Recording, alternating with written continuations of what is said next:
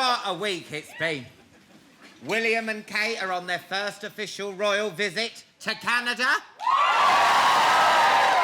I don't get those Canadians. I don't.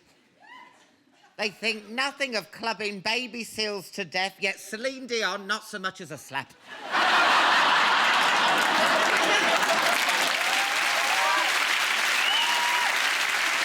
The couple will be visiting Prince Edward Island, which is considered an area of natural beauty. Prince Edward, natural beauty. If that's the case, they should rename it Pippin Middleton's Arse Island, eh, lads? Yeah.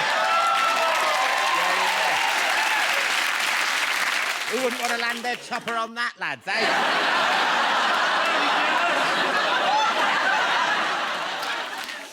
There was the teachers' strike on Thursday. No, listen, I hope the teachers get what they want soon. I do. Yeah. Otherwise, the stress could ruin their 6 weeks paid holiday over the summer. Oh, you know what? Oh, we've got a lot of marking to do. We've got a lot of marking. Oh, yeah. Marking on a map.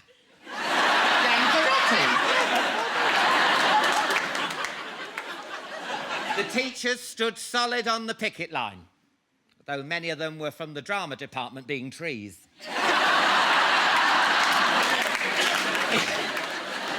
Driving test centres were also picketed. That would have caused some confused chants. What do we want? To stick her hand up the blouse of a busty 18-year-old. No, not today, Terry. Dirty bastards. And then there's Wimbledon. Andy Murray came up short again.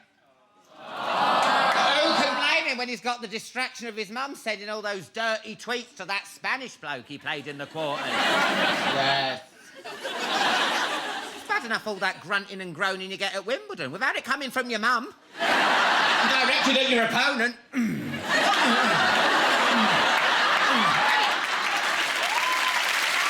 It's wrong. Look, I know I should be impressed that Andy's mum even knows how to send a dirty text or tweet. My mum struggles to write boobs on a calculator, honestly.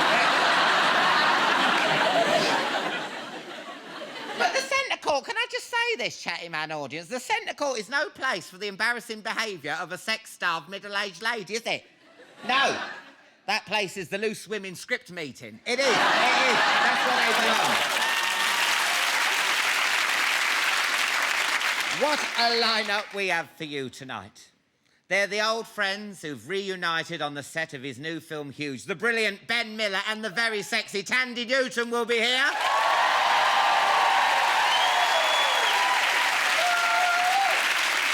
He's rock's greatest frontman. Together they've sold more than 100 million records. Yes, today is gonna be the day that Liam Gallagher and Beady Eye will chat and perform.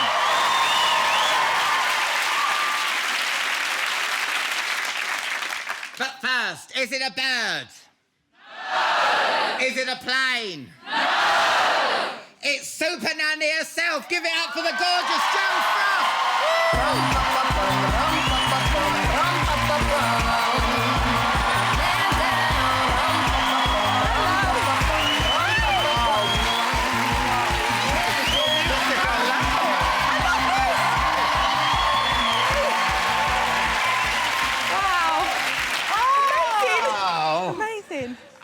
I'm loving this. What is this? The rabbit, kind of.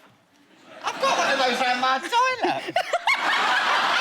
I'm joking. I love it. What material is this? It's like a little blankie. Oh, nice. I know. Sweet, right? Yeah, I think. Oh, dear, what a weekend. Oh, what have you been up to? It was my birthday. Oh, I knew. That's why I got you some champagne.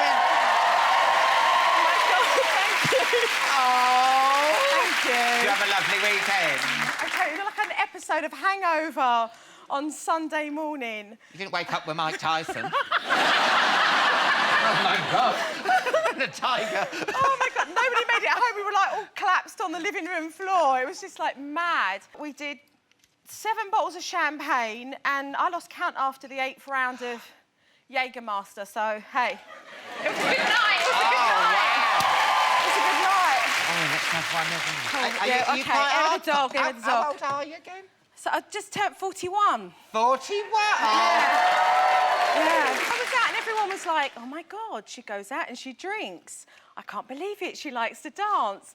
I guess everybody just thought that I'd be quite square and deal with kids all day and not like a rum and coke and not like a dance. So it was good. Well, do they think, like, look a bit disapprovingly as if, like, you've chained a buggy outside and went, I'll be back in a minute. Cheers. Cheers, There was love. a dog. Oh. Cheers. No. How's your love life? Are you still single? Are you dating anyone? Are you single, ready to mingle? I've been dating, you know, I've been kind of, you know, going out on dates. Yeah. So, you know, I'm not in a relationship yet. I did, I went out on a really adventurous date in America.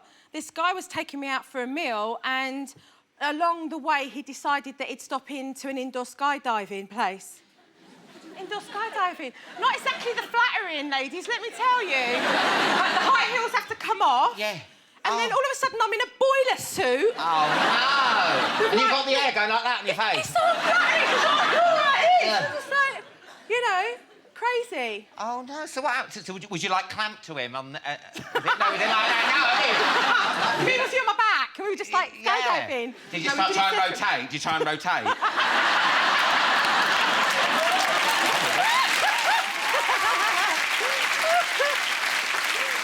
Petrified. Have you made a deal with anyone? Because I have. You know, when you reach a certain age, you'll say to a friend, look, we'll just get married. What, you mean if I'm not married and I've got kids by, like, you know, by the time we're 45, like, we'll have kids together? Yeah, yeah. Because I'm looking to have kids as well. So maybe in 5 years, should we maybe do it? Oh, so we'll just have kids then? Yeah, together. yeah. That'd be quite all right, wouldn't it? Yeah, I'll book that thing that he went in. So we'll do that rotation thing. Yeah. We could do that in the skydive. That's like a new version of IVF, right? We could just kind of do that. Okay. I could physically, like, be the sperm. Trying to get to your egg.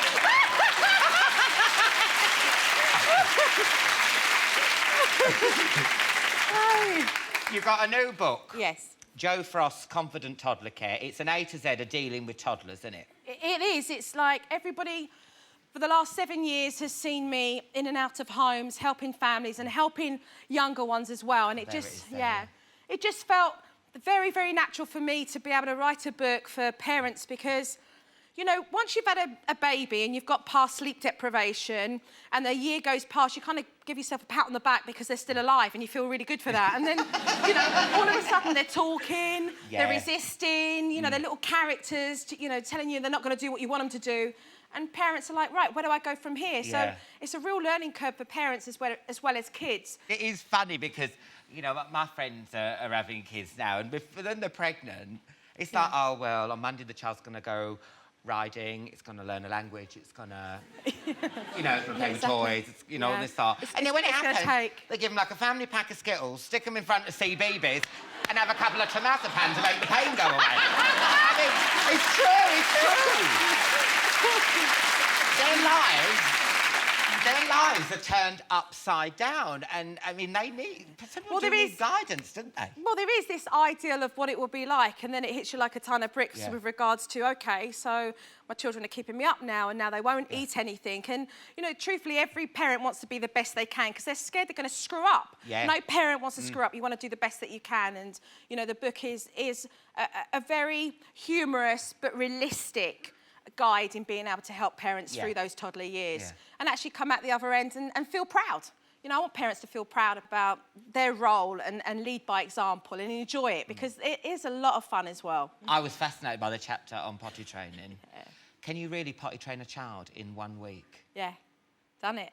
Many years. What if they have an accident? If they have an accident, they have an accident, you know, and... Because I've got a dog, Yeah. Yeah. No, what I do with the dog... nappy, your dog. No, I don't have the nappy, but I don't know, say... I put a bit of, like, newspaper down in the corner where they wee and poo. Why can't you do it with a kid? Say, look, go and do it on there.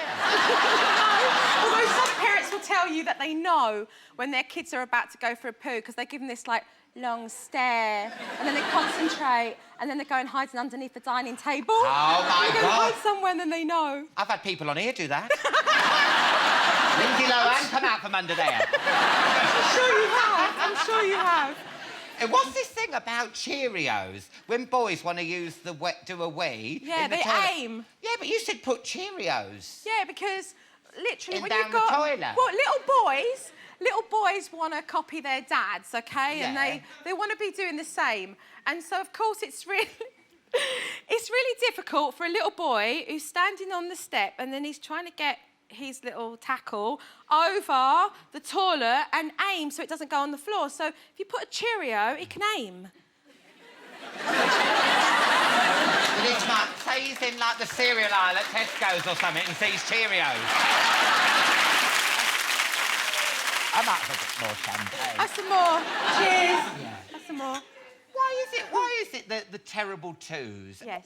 You get to, like, the baby, you go, oh, isn't it cute? Look at his little face. And then it just gets, doesn't it? They get a bit shitty. They do, don't they? Nah, I hate you and all that. They play mind games. I tell you what, you can underestimate a toddler. You can think that they wouldn't even know how to manipulate you. They know how to pull every string. Every string, they know how to manipulate, how to make you feel really bad. They drop the bottom lip, look at you like, how could you do this to me? Oh, make your heart, I mean, they can do all of that. Mess with your head. And make you feel really bad. But, you know, for the first time ever, you're really seeing your child have a meltdown and you're shocked. You're shocked that this beautiful little baby of yours, who is so adorable, all of a sudden is laying out like the Hulk on a floor, embarrassing you in front of everyone, and you're through your teeth like, you know, and everyone's like looking. So, you know, it's shock. You've also got a new series of extreme parental guidance starting on Channel 4 next month. Yeah, July the 6th. Yeah. And you're Really out and about now, aren't you? I know, really excited. I mean, for the first time ever, I took a road show up and down Great Britain.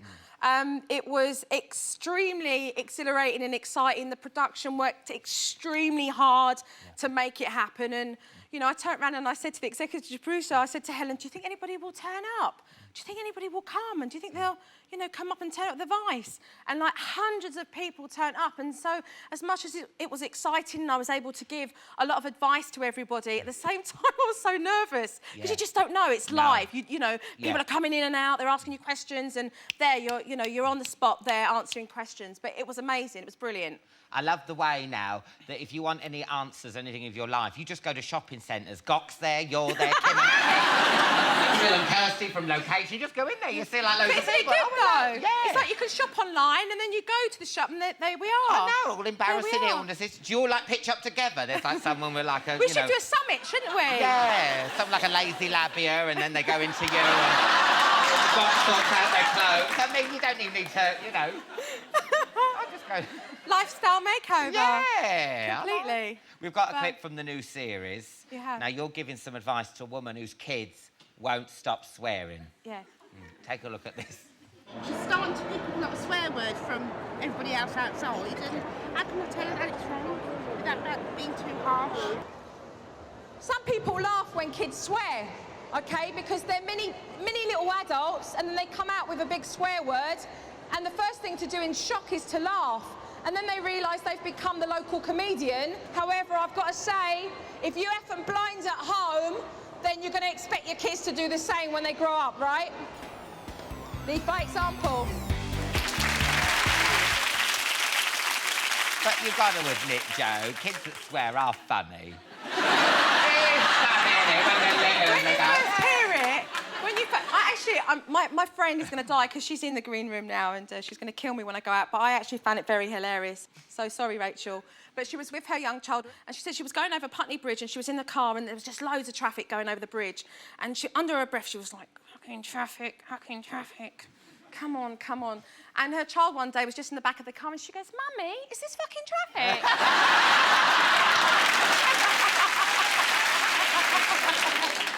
As you come, just came out a bit very nonchalant about it all. Good luck with the book. It has got Thank you. everything in. If you've got a toddler, get this book, because believe me, it's like... It is the big bumper. It's the big it's Bible. Good. It's got everything in. And when does your new series start? July the 6th, Extreme Parental Guidance. Oh, wonderful. Can't you. wait. Thank Thank you. you very Jo much. Frost, everyone. After the break, Ben Miller and Tandy Newton will be here, and Beady Eye will be chatting and performing. I'll see you in part 2. Welcome back. Liam Gallagher and the rest of Beady Eye will be chatting and performing shortly. But first, he's a comedy legend, she's a Hollywood A-lister, and together they're the director and star of hot new Brit flick Huge. It's Ben Miller and Tandy Newton.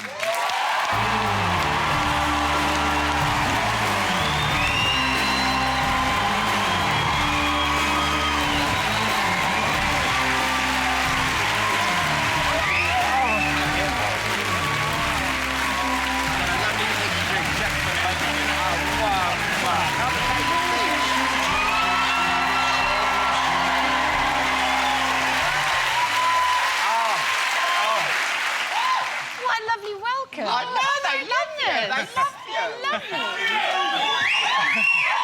All right. You must get bored of that, though, when people shouting, I love you. Boring. Never. I get that reception everywhere. Now, would you like a drink? What have you got? Well, What's what? that pink stuff? Sidekick, it's strawberries and cream It's like you and me, perfect. It's nice, it's a vodka mix. Is it? Oh, go on then, whatever you want. Oh, do you want sidekick? I'd love one, Alan. Thank you so much. Oh, wonderful. Oh, no! Pepto-Bismol! It's full of biodigestitum. Oh, get that down your Ben. No! Oh, Come I'll on, just have Benny. a small glass because I'm driving. Oh. All I've had is a sniff of that. That sidekick, and I'm pissed. Sorry, love, I'm not... You wouldn't get Parkinson doing this, would you?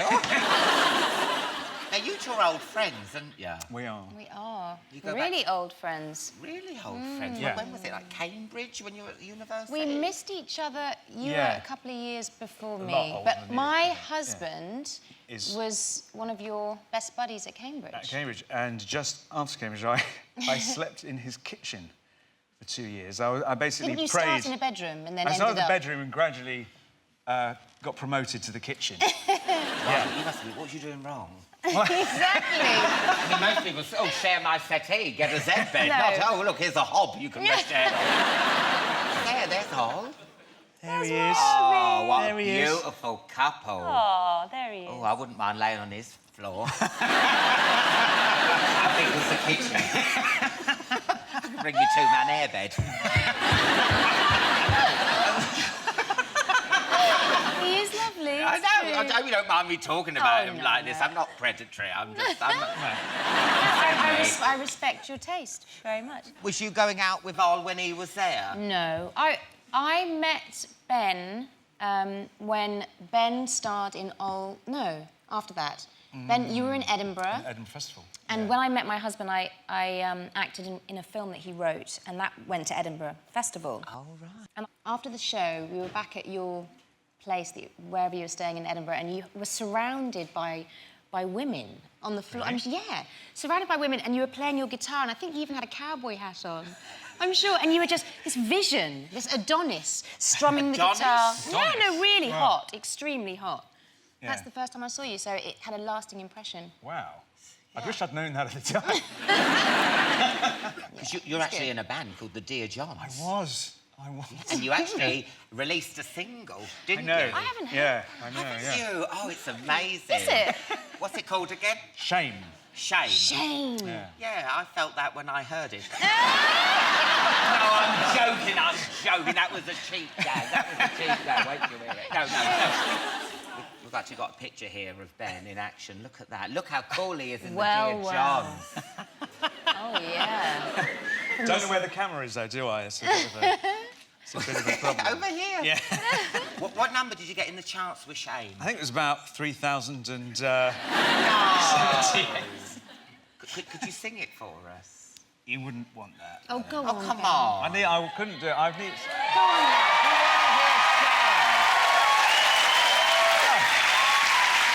Give it some welly. No, it's a guitar song, anyway. Well, You need it. there's a guitar over there I could get from the Beady Eye. Go on, shall I get it?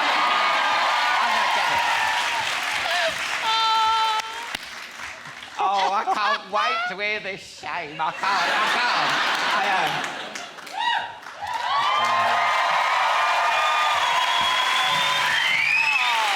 Now, before you start, what kind of music is it? It's not like satanic or anything like that.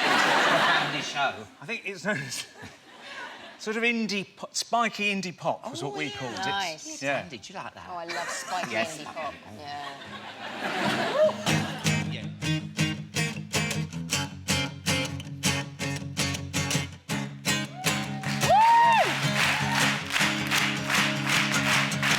Oh, there we were. Petty crime at the top of the stairs.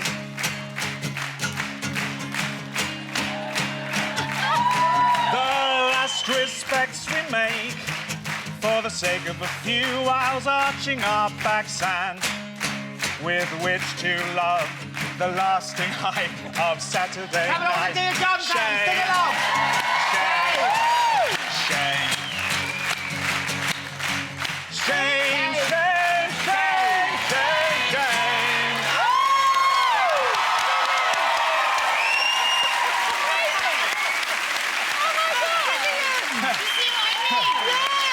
That was good! It was touch and go there for a while. Oh, Ben Miller unplugged. It was amazing. I'll just get... Perfect. I'll just pop that round here, yes? I don't want you playing again. No, Here, while you were in Cambridge, you starred in 5 films. I did. How can you juggle being a student with being a film star? It just happened. I was on the M11 for most of my time in Cambridge. I was just going backwards and forwards. And I just about managed to get through Cambridge. I remember being in Cannes Film Festival 2 weeks before my finals. I was there with a film. That's bad. And I was sitting on some jetty. It was very kind of romantic, really, with this book on my lap, just trying to do some revision. And I got a 2-1. It was all right. We've got to talk about your new film, Huge. Now, this was the first time Ben had directed. The first time you'd done a... Yeah, first feature film, yeah. Now, Tandy, how did he do? Was he a nice director? Was he firm but fair? What was he like? He was completely gorgeous, very, very patient, and I loved it. It was a great opportunity. I mean, I got to play one of the most fun, ridiculous roles I've ever played, ever. You know, it was fantastic. Do you think he was too nice? I can't see you being one of those directors. Hey, Ethel! No. It's dreadful. What my problem is that I want to be liked.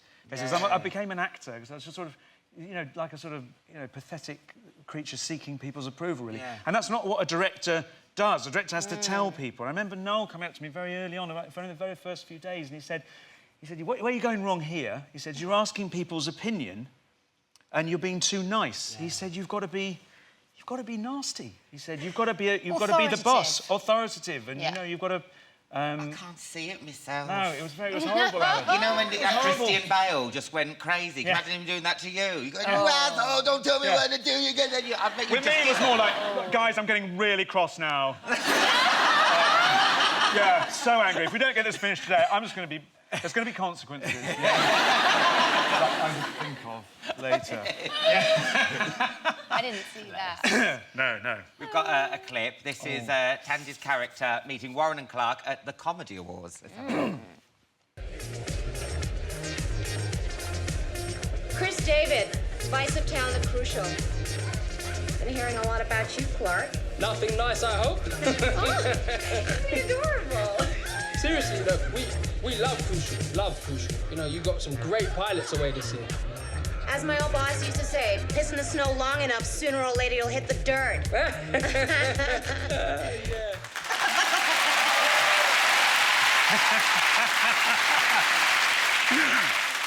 mean, anyone in British comedy is in that film. I mean, there's Eddie Izzard, Harry Hill, who else is there? Jack D, Kevin Bishop, Frank Skinner, David Baddiel, Joe Brand, Mark Lamar. Was there anyone else? Maybe you would have...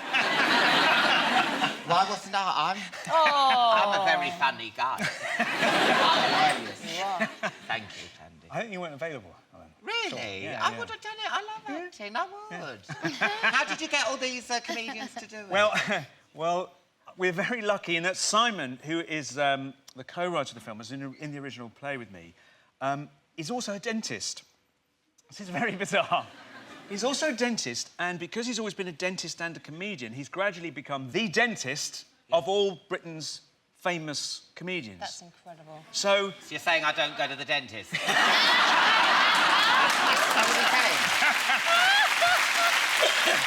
So really, the dentist said, "Oh, we being?" Yeah, no. So basically, whenever they were there in the chair with him about to do a sort of extraction and just about to give them pain relief, he'd asked them if they'd like to be in our film. And yeah, and guess what? They did, which is great. I'm surprised I didn't ask you when they put all the sponge in your mouth. They always ask you questions then, don't you? Going anywhere nice? They always do it. Good luck with Huge. When's it out? 8th of July. 8th of July. 8th of July. Oh, brilliant. Ben Miller and Tandy Newton, everyone. Thank you. Don't forget your drink. Thank you. After the break, Liam Gallagher and the rest of Beady Eye will be here to chat and perform. I'll see you in part 3. Welcome back to part 3. These boys have trashed more hotel rooms than I've had hot dinners and have been on more benders than George Michael. It's Beady Eye!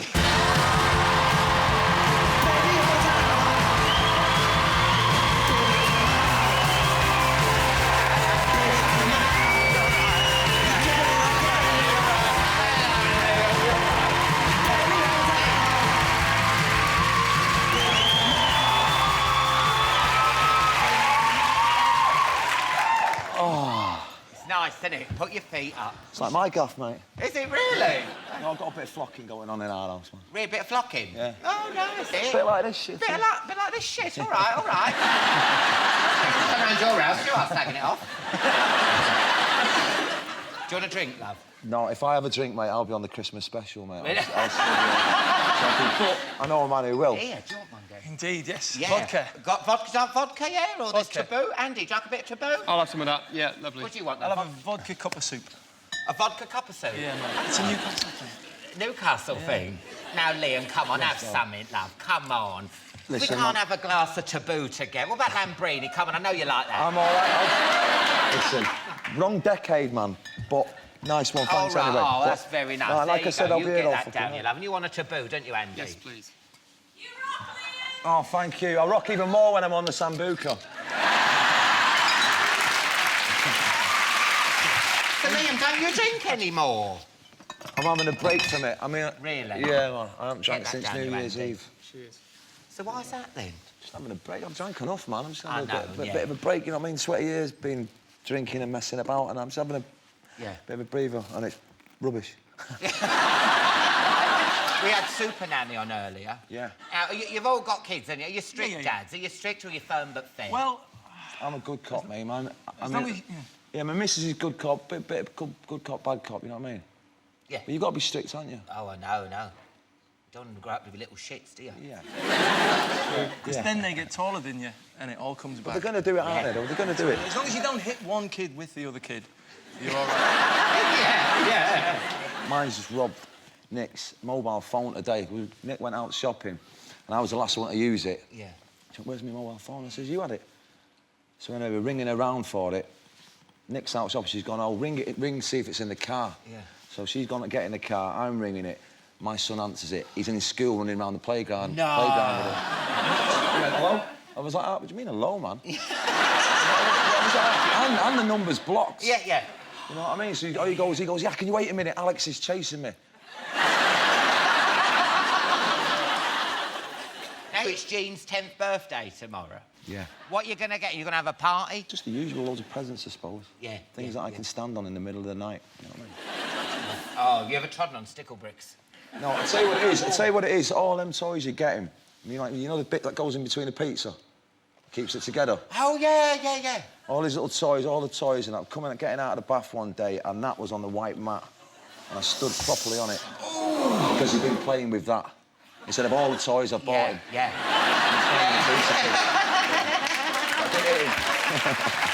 You know what I mean? Now, we've got to talk about Beady Eye. The album's out now. Now, listen, if Jo Frost saw that kid on a crocodile, she'd have a right go. How did you get her to do that? It's an actual true shot. 1922. No. She's called Doreen. One of them's called Doreen. One of them. It's for real. That's how I used to get about, man. In Florida, apparently. All right. 50p a ride. It's fair to say it's a proper rock and roll album. You don't use the vocoder, do you, or any of that? It's no gimmicks, just you. It's just us and the music, man, yeah. Yeah, it's right, isn't it? Yeah, but that's what we like to do, man. Maybe we're saving the vocoder for the next album. You are working on a second album, aren't you? Very soon, as soon as you finish touring. I mean, we're right in the middle of a big tour now, but whenever we get a minute, we're going to be back in the studio doing some new stuff. Your voice has changed.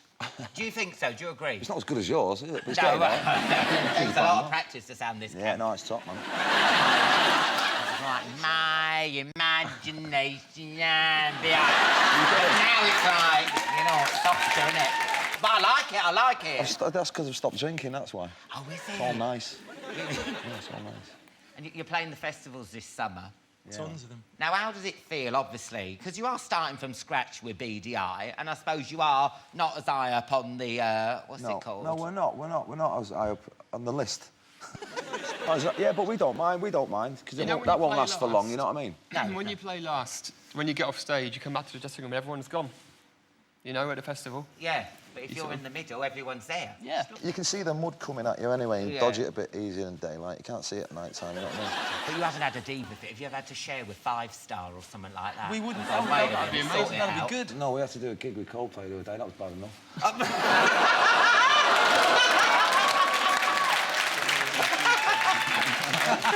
Gemma's just told me we've got another one on Tuesday, so I'm going to have to... We'll cut that out. I'll just take it. I'll just say, what you want about? I didn't say that. Yeah. How are Beady Eye different to Oasis? Well, there's only one set of big eyebrows now, isn't there? You know what I mean? It used to be like 2 or 4. But no, I think we're a little bit different. Because you didn't keep the name. You dropped the Oasis name, didn't you? Yeah. Because you could have kept Oasis, the name, couldn't you? Because the Sugar Babes do. They change their line-up every week. They're still knocking out hits, aren't they? We just felt it would be more respectful to the Oasis thing, just to leave it as what it is. Noel's, decided to leave, and I think that gives it a good full stop to that era. Yeah. We started again with a new name. We're not trying to ride on those coattails. We're just doing a new band. And do you reckon you're better without him? Yeah. I had a funny feeling you'd say that, Liam. No, I wouldn't be doing it if I didn't think we were better, you know what I mean? And I got myself, like, a job or something, you know what I mean? I'm not here to make up the numbers. I think we will, in time, be better. Oasis had a big legacy, you know what I mean? I think we're going in the right direction.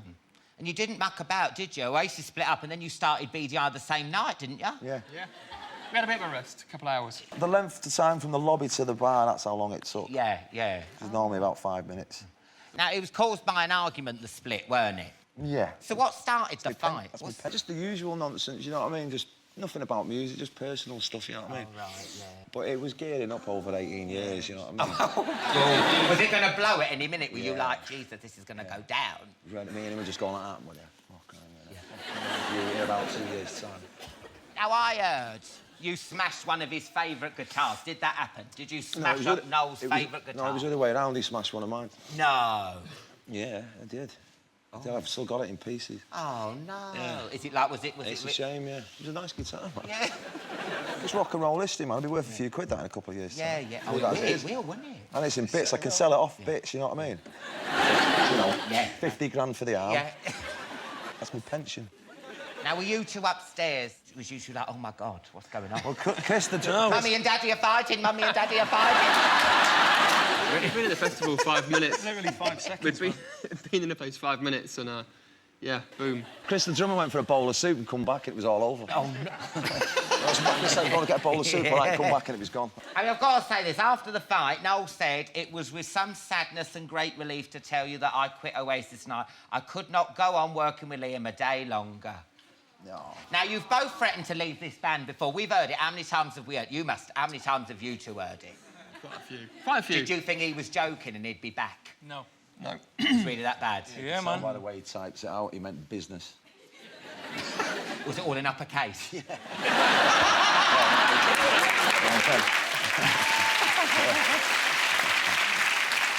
And you know if there ain't a LOL at the end. Now, you've always been mates with Noel. Does Liam still let you talk to him?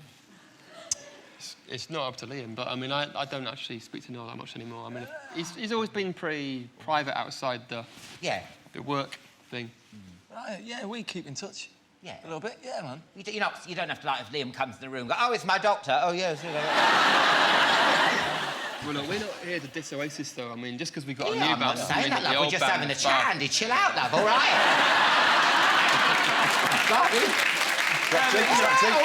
What's in that? Is that Stella?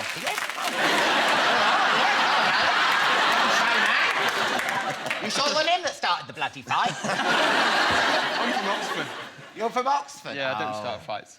No, you don't, do you? Just talk about them. On a bike with a big scarf. Stop fighting, you boys.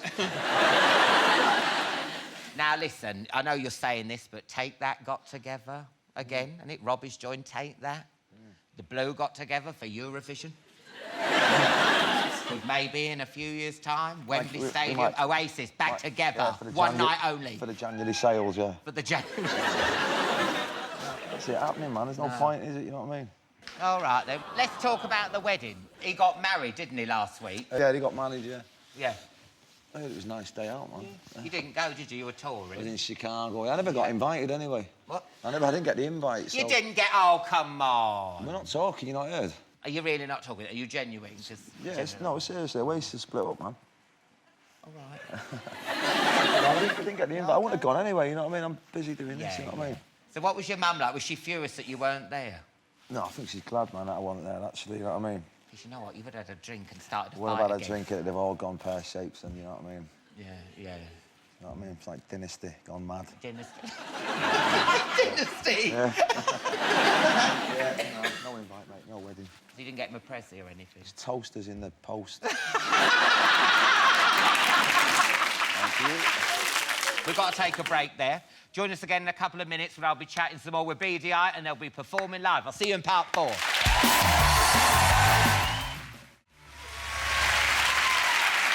Welcome back to part 4. They'll be performing in a bit, but first I'm going to have a bit more of a chat with Beady Eye. Andy, you've got a serious rock and roll injury. Aren't you deaf in one ear? Yeah, because when I was learning the bass for Oasis, I used to stand really close to the drummer, Alan White. And the cymbals killed me left ear. Oh, my God. Yeah. I mean, how deaf are you? It's actually started to come back now, which is weird. So it's coming back? It's coming back, which is Since weird, you've been on isn't this it? show? It's like Lords. I just think the first thing you can hear in your left ear is my voice. It's a gift. Thank you. Have you got any injuries, Ken? Fighting fit so far. Yeah, good. Hopefully. To hear it. Do you think you'll ever sit down and write a book? You don't care whether I've got any injuries, you're not worried about it. You can see what's wrong with you, love.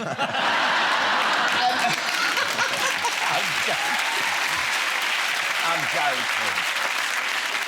Is it your Dora the Explorer haircut? All right, That's a joke,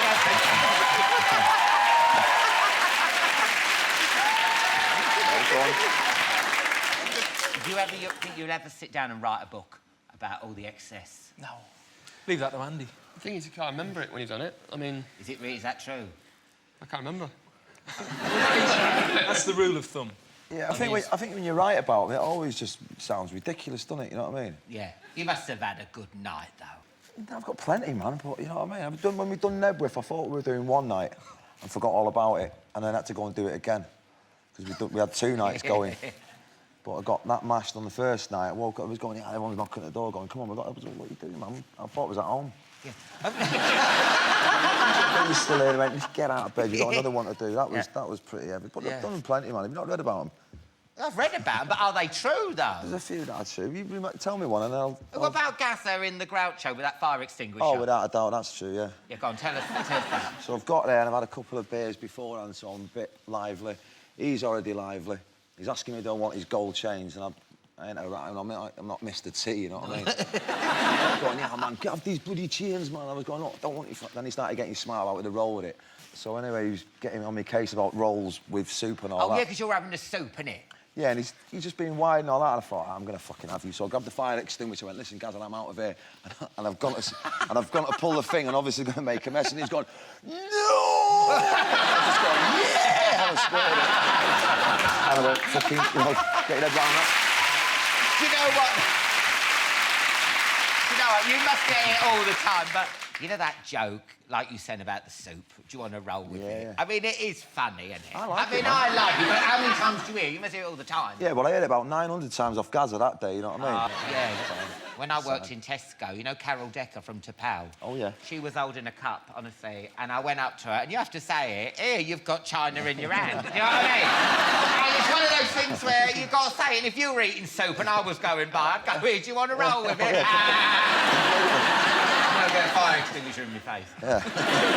Now, is it true you once woke up in bed next to Steve Coogan? Yeah. Nothing happened, though. No. We were both in Ireland, and we got on it, gone back to my room, had a couple more drinks, woke up, and there was a kind of lump next to me in the bed, and I thought, what the fuck's going on here? And I've had a peep over, and he went, aha! that was pretty good. That is great. And I haven't seen him since. Yeah. How do you feel when you look back at those wild years? Buzzing off him, man. Yeah. Happy memories? Yeah, without a doubt. Some of them are a bit blurry, but I wouldn't change it, man. It's your right to do that, innit? Yeah. As long as you're not hurting people, that's what it's about, innit? Yeah. Well, you're going to perform The Beat Goes On for us now. You go and get ready. Right. Beady Eye, everyone! Thanks so much. Thank you so much. See your dog perform on top. Oh, love her. Bev, I love her. Where's Bev?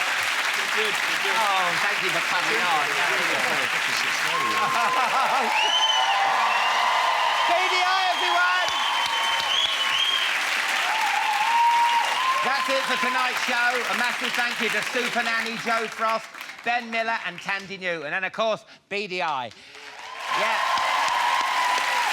Next week, I'll be joined by Professor Brian Cox, Chris Moyles, Eddie Izzard and Hardfire. But now, with The Beat Goes On, it's Beady Eye! Woo!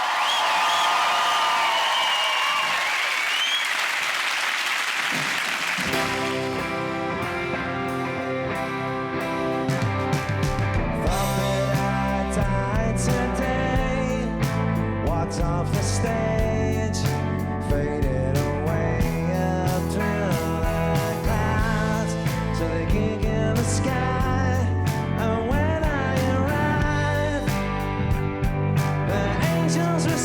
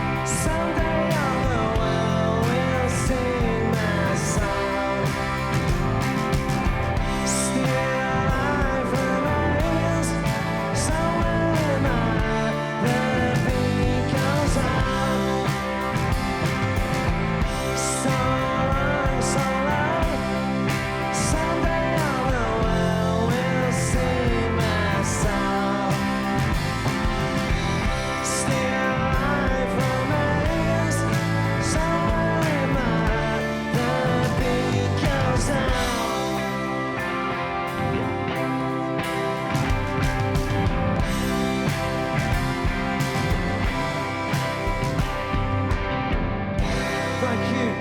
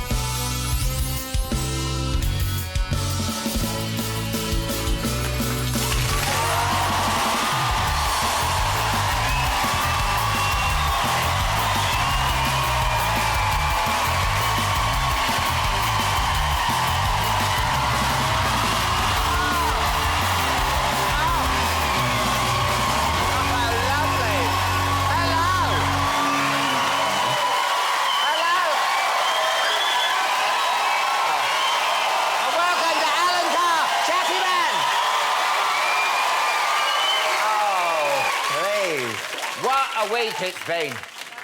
I know. Ashley Cole's drive to win Cheryl back continues. Oh, yes. Rumour has it he's bought a £2 million American love nest. He's not stupid, that Ashley. I mean America. So many happy memories for Cheryl. Do you think Cheryl should get back together with Ashley in America? No! She'd have a better chance of happiness if she got back with that mosquito in Africa. Do you know what I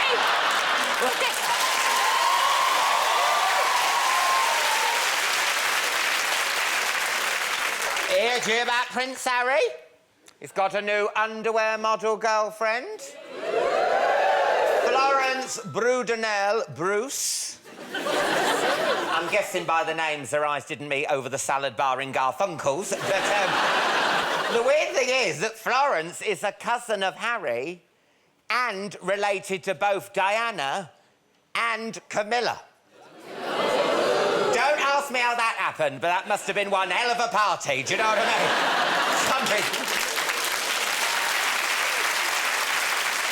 I tell you what, though, I'd love to be a fly on the wall when Harry takes a lingerie model to meet the Queen. And what does one do, my dear? Well, I do this. I do this. And I do this. Come on.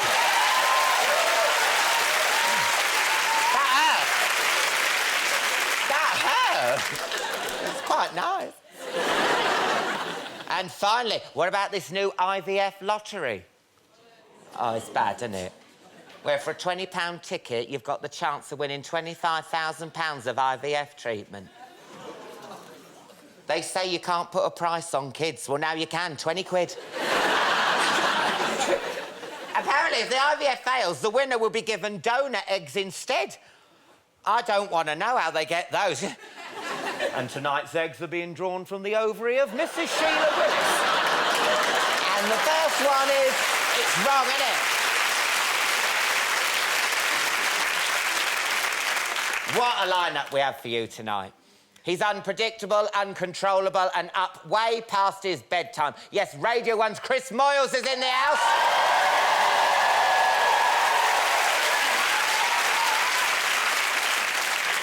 I'll be saying hello, hola, bonjour, and konnichiwa to multilingual comedy genius Eddie Izzard. Yes.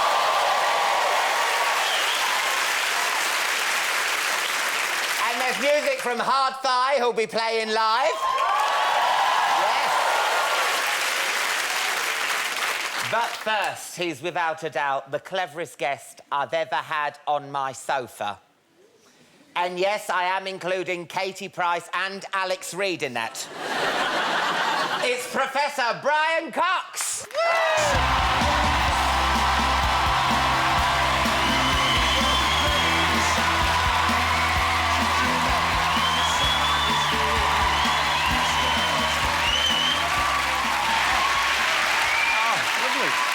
Would you like a drink? Yes. What can I have there? Well, what do you like? We've got some sour apple liquor. That's nice. I think I've never drunk anything green. Oh, so I'll go green. Yeah, let's do it. Yeah. I like your style, Brian. Let's get off our face. Yeah. you're a professor. And look Do you at get... those. do you- Fantastic. Oh, help Do you mind? yourself to me twiglets. How rude. Anyway. Yeah, I know you're a professor, but do you still go out and get, like, leathered and, like, have a kebab and all that lot?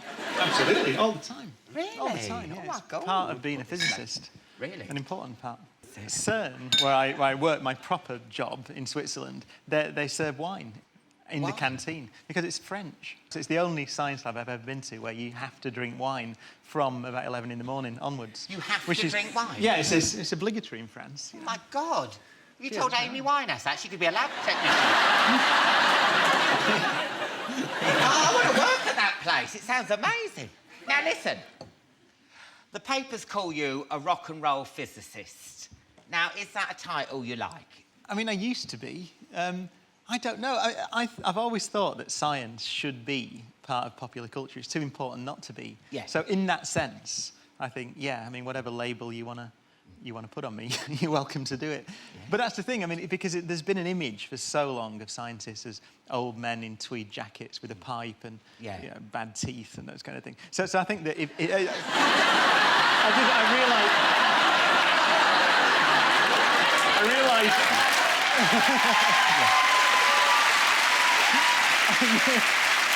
You know when it's like a car... Why do you think that is? Why do you think that is? You know, there's a car crash happening. It's one of those things, you know, when you're saying something, you go, oh, no. No, I don't. No. But, you know, so I think anything that can be done to break that stereotype down is important. And if a label like that appears, then... I love that series, Wonders of the Universe. But, my God, I don't know if you saw it, but it's so sad, you know, and... I don't want to spoil for you, but the universe, we all die in the end. It's called the heat death scenario. The most likely thing that will happen to the universe. It'll continue to expand forever. Everything will fall to bits and be plunged into eternal night with no record of anything that happened in the past. But I say it with a smile on my face and people think, that's fine. Yeah. It was deeply depressing. It was the Victorians that first discovered that. And it was actually deeply shocking to them. Because they thought the universe would be around forever. And it may well be, but there'll be nothing in it. Yeah. So would you upset when you were filming it, or do you just get on with it and stuff? Well, it's a long time in the future. I mean, it really is. We had this number. How many billion is it? We had a number which is, the best number you can put on it is 10 to the power 100 years. So that's 1 with 100 noughts after it. And I think we said in the show... Well, that's just going to be Brucey. It's a ludicrous... You know, you somebody said that, oh, he's getting up in here, getting up. The heat death.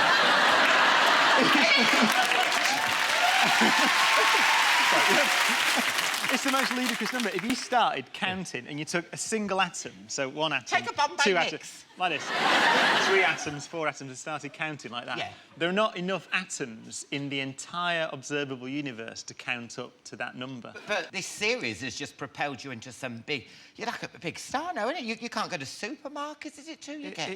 It is odd, because I think the number of people that watched it was something like 6 million in the end. Yeah. And that's like, you know, an EastEnders type number. So you don't notice it. I don't think of that. I just think I make these science documentaries. But then you go out, and so many people want to just say, it's always nice. They always just want to say, I like the show, or ask me questions. Like often you're walking down the street and someone goes, black holes! And then you go like, quantum chromodynamics, and shout it out. You know, but there's so many people. It's better than your shit, isn't it? What does your wife make of all this? Does she like you being a sex symbol, being... Well, she doesn't accept it as a fact. Oh. She just refuses to think there's any truth in that at all. We've got a picture of you and your wife, Gia. Yes, there's Gia. At the beginning, didn't she think you were gay and thick? Yeah. Yeah. Well, because I just... we worked at the same place it was in 2000, I think, in London, this kind of internet TV company, and I'd been working there on Saturdays doing a little show. And... I'd flown to New York. I don't know where she got the impression, but I'd flown to New York to see Bernadette Peters in a musical, because I like musicals. And then I flew back again. So she had a suspicion. And I got back and even I don't know who Bernadette Peters is. And I'm an official one. course you do. You can't have your... Bernadette Peters? You can't say that. You can't have your gay passport if you don't know who Bernadette Peters is. Bernadette? Do you know who Bernadette Peters is? There's a man in bumless trousers going, yeah! So she thought she was completely safe, is the point. Yeah, and then you just were smooth and... Yeah. So when did she realise you weren't gay? When you were doing it? Oh, you don't hang about, do you?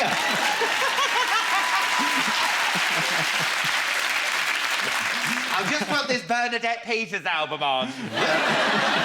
And, I'm going to buy you some Bernadette Peters now. Would you? I can't believe that. I can't believe you don't know. Oh, no. I bet if I hear her or see her, I'll know who she is. Yeah, I would think so. And you and Gia have a son, little boy. Yeah, George. George Albert Eagle. Cox. He's named after the Lunar Excursion Module on Apollo 11, which is the lunar lander. The Apollo 11 lunar lander was called Eagle. And I and Gia, we're both obsessed with the Apollo moon landings. I've got a lovely picture here. Oh, how cute. George. You can see he's your son, can't you? That's about a year ago, actually. He's 2 now. That was when he was 1.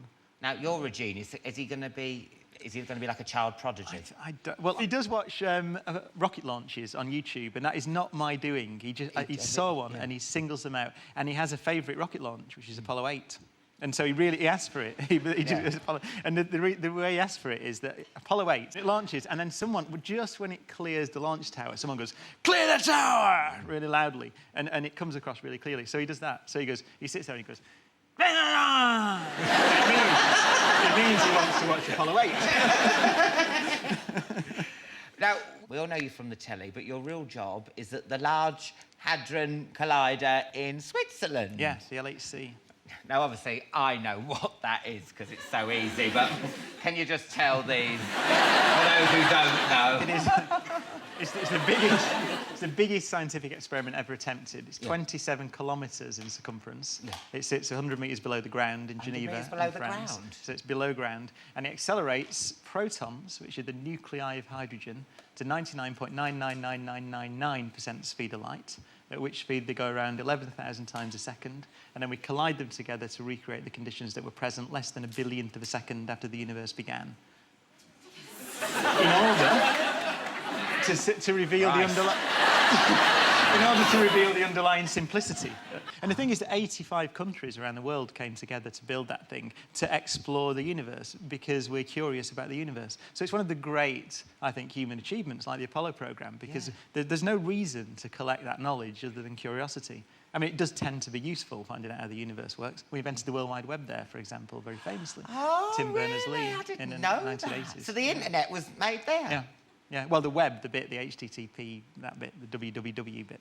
Now, where do you stand on things, on, like, creationism, if someone comes along and says that, actually, that dinosaurs didn't exist and... Well, that's just wrong. What? It's actually wrong, isn't it? I mean, it's just... There's nothing you can say about it. It is actually bollocks. In the sense...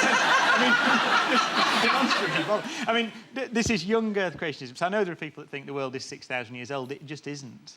Yeah. Right, it is about 4.5 billion years old. The universe is 13.73 plus or minus 0.12 billion years old, because we've measured it. This is not a comment on religion, by the way. It's a comment on a particular, in many people's view, misreading of religion. So it's not, I'm not making any comment about religion at all. I'm just saying that if you think the world is 6,000 years old, then you're not right. I'm going to mention your musical past. Everyone knows you were in D-Ream. But I was a huge fan of the band you were in before that, Dare. Yeah. Now, I love... How would you describe Dare? Dare were a kind of Bon Jovi-ish kind of rock band who came along in Manchester just at the time the Happy Mondays and everybody were there. So we were about 10 years out of date. However, I like our first album, actually. But it is 80s soft rock. So it's kind of Manchester's Bon Jovi. Yeah, which didn't catch on. No. I don't... Oh, we're halfway there. Oh, living on prayer. I can see it. I'm right by that.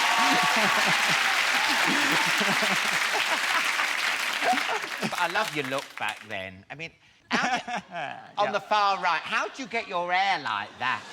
It was... I remember, I'll tell you, it was...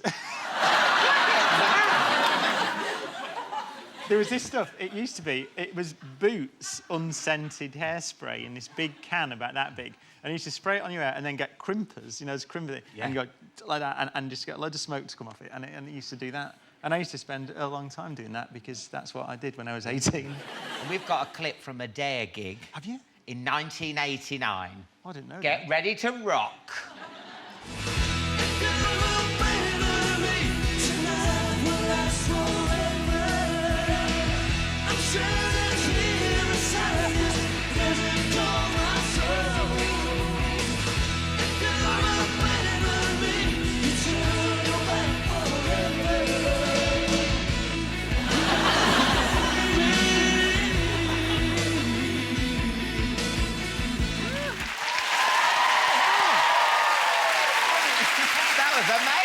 I haven't seen that for absolutely years. And Brian was on the keyboards. That's a bit Rick Wakeman, isn't it?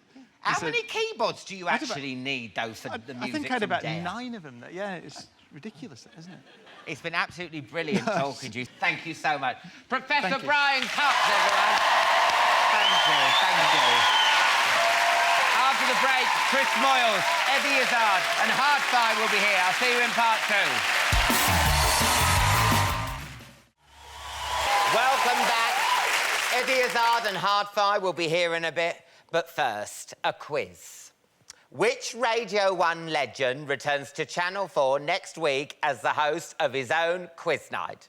That's right! The answer is Chris Moyles!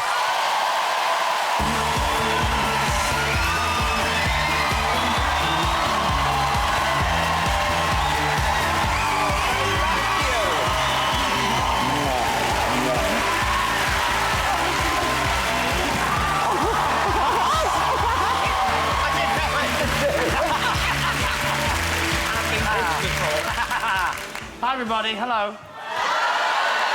Oh, let's have a drink. Do you want a drink? I'm off the drink. Woohoo! Party time, party time. No, it's because I'm an alcoholic. Oh, okay. I'm not really. No. No, I'm just trying to lose a bit of weight. So I know I don't need to because I look amazing. You know, I watch this show every week, and especially since I know I've been coming on it, and I'm like, I watch how people sit on these sofas. Yeah. Because I'm quite self-conscious about looking like slouchy on telly. And as soon as I came on, I'm like that. Hi, Alan. Oh, it wasn't that bad. But I'm like... I think you've still a bit more weight to lose there, Chris.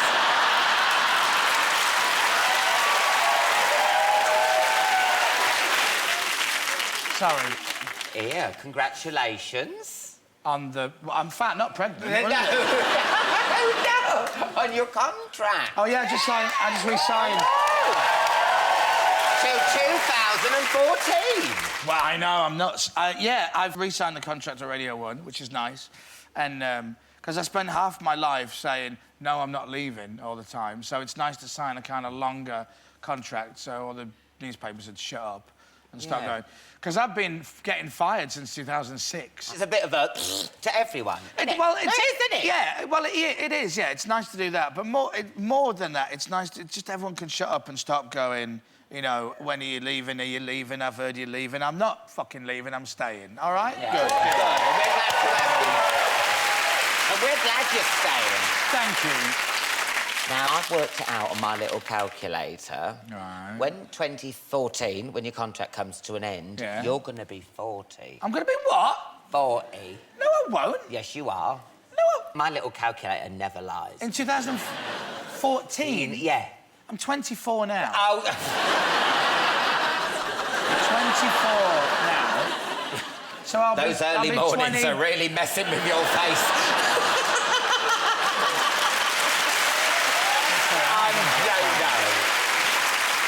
No, but I mean, like, you're 40. I mean, what are you going to be like? Because it's like a Radio 1 young breakfast show. If you start playing records and you're going, oh... I can't believe it. Seriously, you're as bad as the papers. I've only just signed my new contract. The ink is still wet, and you're going, yeah, but when you're 40, you can't can't be playing S Club 7 and talking to the kids, big up yourself. What can you do?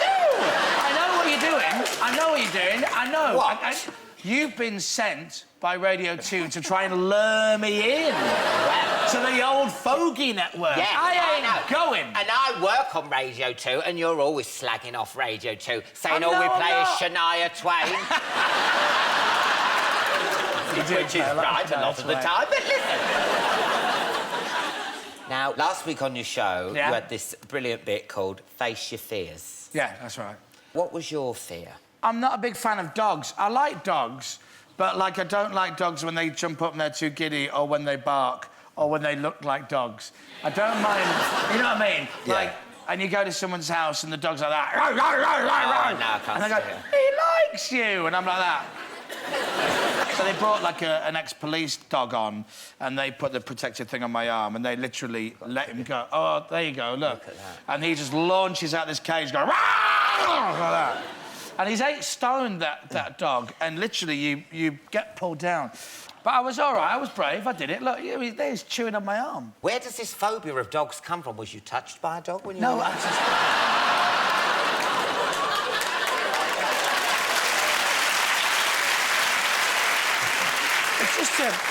It's just the usual, just, you know, bitten when I was bitten, when I was bitten by... Look at you, stuttering. Is it really that bad? No. You all right, I got bitten when I was a child. Point to where the dog touched you. Up north in Leeds. No, it's just a little dog bit my finger, that's all. And A little dog bit your finger? It was a little yappy thing. You're scared of dogs? Don't take the mick out of me. You're scared of vaginas, and I'm, you know, so... Nothing to be scared about there. There's not one behind me, is there? I know a dog that you were going to love. Right. My Bev is, you know, my red setter called Bev. She's so beautiful, and I'm going to get her for you. What, now? No, yeah, wait there yet. She will. No, don't, Wait. no, don't. Oh, no, wait there. Can you just hold this chicken leg for me? No! Really? Are you not...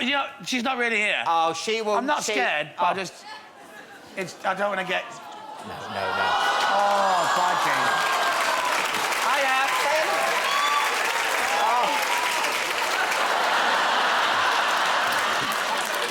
Oh, my God, it's like a dog assassin. Whoa, no, not me! No. Bev, no. What are you doing? Look in. Bev, there's a bit of chicken. Bev, chicken. No. Chicken. Get the chicken. I know a dog that you'll love. I will know a dog. This is my new dog. Joyce. You can't be scared of this one. I'm not. Oh, look. Oh. Hiya. You all right? You're still a little bit scared. Avocado, come on. I can't hold the dog. Look at her little thing. I can't. It's got claws. Oh. OK, I'll put Joyce back in her kennel. Oh. Bev. She's shaking. That dog's not even cold-blooded, Bev, is it? Tony. You can't be scared of my little Bev. I'm not. I'll be honest. I think I just shat myself a little bit. Oh, no. Yeah, I can feel it. I did, yeah. Can I ask you about your love life? Yeah. Yeah, it won't take long. No. Oh, come off it. Are you single? I'm kind of single. You kind of single? You came out of a long relationship. Yeah, I did, and yeah. You're like now free and Yeah, single. kind of single. Yeah. I'm seeing a couple of... A couple? A couple of names. Do these names know about the other name? Yes, they do. They're really into that. Would you like to meet them? Yeah. This is Parmella and this is Handria. Oh, no. Do you know that? How is single life treating you? It's all right, you know. Do you know the weirdest thing about it is because I haven't been single for quite a long time, and I'm having to learn things that I've either forgotten about or didn't realise. So, I'm cooking for myself now. So I get the cookery book out, because I'm trying to look after myself. And I'm going to make a chili con carne, and I need this much meat, and I pour the things in, and I do it, and I'm stirring it all up, and I realise serves 4 to 6 people. And so I make the chili on a Monday, and I eat on a Tuesday. I'm like a Craig David song. It's literally... Whatever I make on Monday, I'm eating Tuesday and Wednesday. But what do you look for in a woman? Do you like blondes? Do you like dark hair? I like women who don't go, ugh. No. And if a woman kind of goes, he's all right, then that's a bonus. I'll take that. For people with low self-esteem. You can do so much better. Look at you, you're looking great. You got a new 2-year contract, you slimmed down. Thanks. You got that little George Michael stubbly face thing. Can I just say, Alan, it's amazing. You should go into counselling. You make me feel so much better about myself. I was only trying to help. And what a marvellous job you've just done. Chris Moore's Quiz Night's back on Channel 4 next Friday, right after Chatty Man. Oh, yes! I'm looking forward to it, and as long as people watch it, because we're on after this show next week at 10:30. We've got a little clip of the new series here. Shall we have a little look? Oh, I don't A little know. taster. So the question one for us, we got to predict who they've chosen. I'm sorry, Hey, I'm quiet now. who's Dick? What'd you say? What the hell kind of show is this, man? It's a pre-dick or after the dick? Right, basically I said I'm not even Scottish, I don't know why I'm talking like this. This has been back at my mum and dad's house. Whoa. Cuba, it's just popped over. Like Cuba's gonna bend over. No! Nice being over. Cuba's, no, stop. Cuba, no, come back. There's no bending over. You kiss my ass, I'm out. And I'm on the new series. And I think I'm on the first one. I think so, yeah. I think you are. A double helping of Alan Carr on a Friday night. Now, That woman's swallowing 6. Who else is coming on? Because I did it with America Ferrera. America Ferrera, who played Ugly Betty, Yeah. and Kimberly from the formerly of the Pussycat Dolls, and Cuba Gooding Jr. is doing the show. Ice Cube is doing the show. which is very Ice exciting. Cube. Oh, yeah. Ice Mother in Cube. Jimmy Carr's come on the show. We got loads. Basically, anyone who hasn't done Chatty Man the last few weeks, we're after them. Yeah. So. Congratulations on your new contract. Thanks, Alan. And good luck with the new series of Quiz Night. Thank you. And can I just say thank you for inviting me on the show, and I'm very much looking forward to sitting over there and watching you and Eddie Izzard. I'm a massive Eddie Izzard fan, by the way. Oh, so I love Eddie. You've got our show. Stay there, love, please. Really? Chris Moyles, everyone! After the break, Eddie Izzard and Hardthigh will be here. I'll see you in part 3.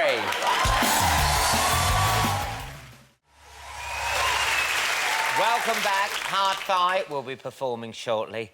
First, though, he's one of the greatest stand-ups of all time, selling out gigs all over the world from LA to La Rochelle. It's Eddie Izzard.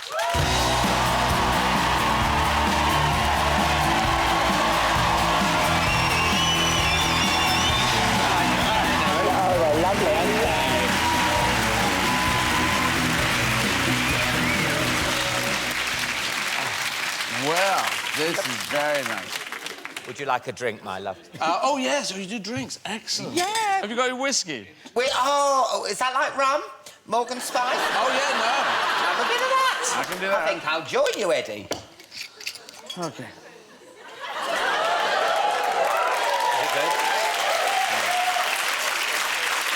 Oh, let's have a bit. Don't you keep it all to yourself, all the spice. So. Oh, go on, Nick, Just, call me no, one. just neck it.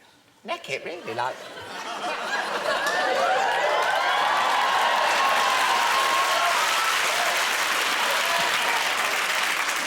We should say don't ever do this at home or in a bar or any... or driving, especially driving. Where's home for you these days? Is this London home or is LA home? It is I go between London... I don't know. In an hour's time, you're holding my hair back. And like...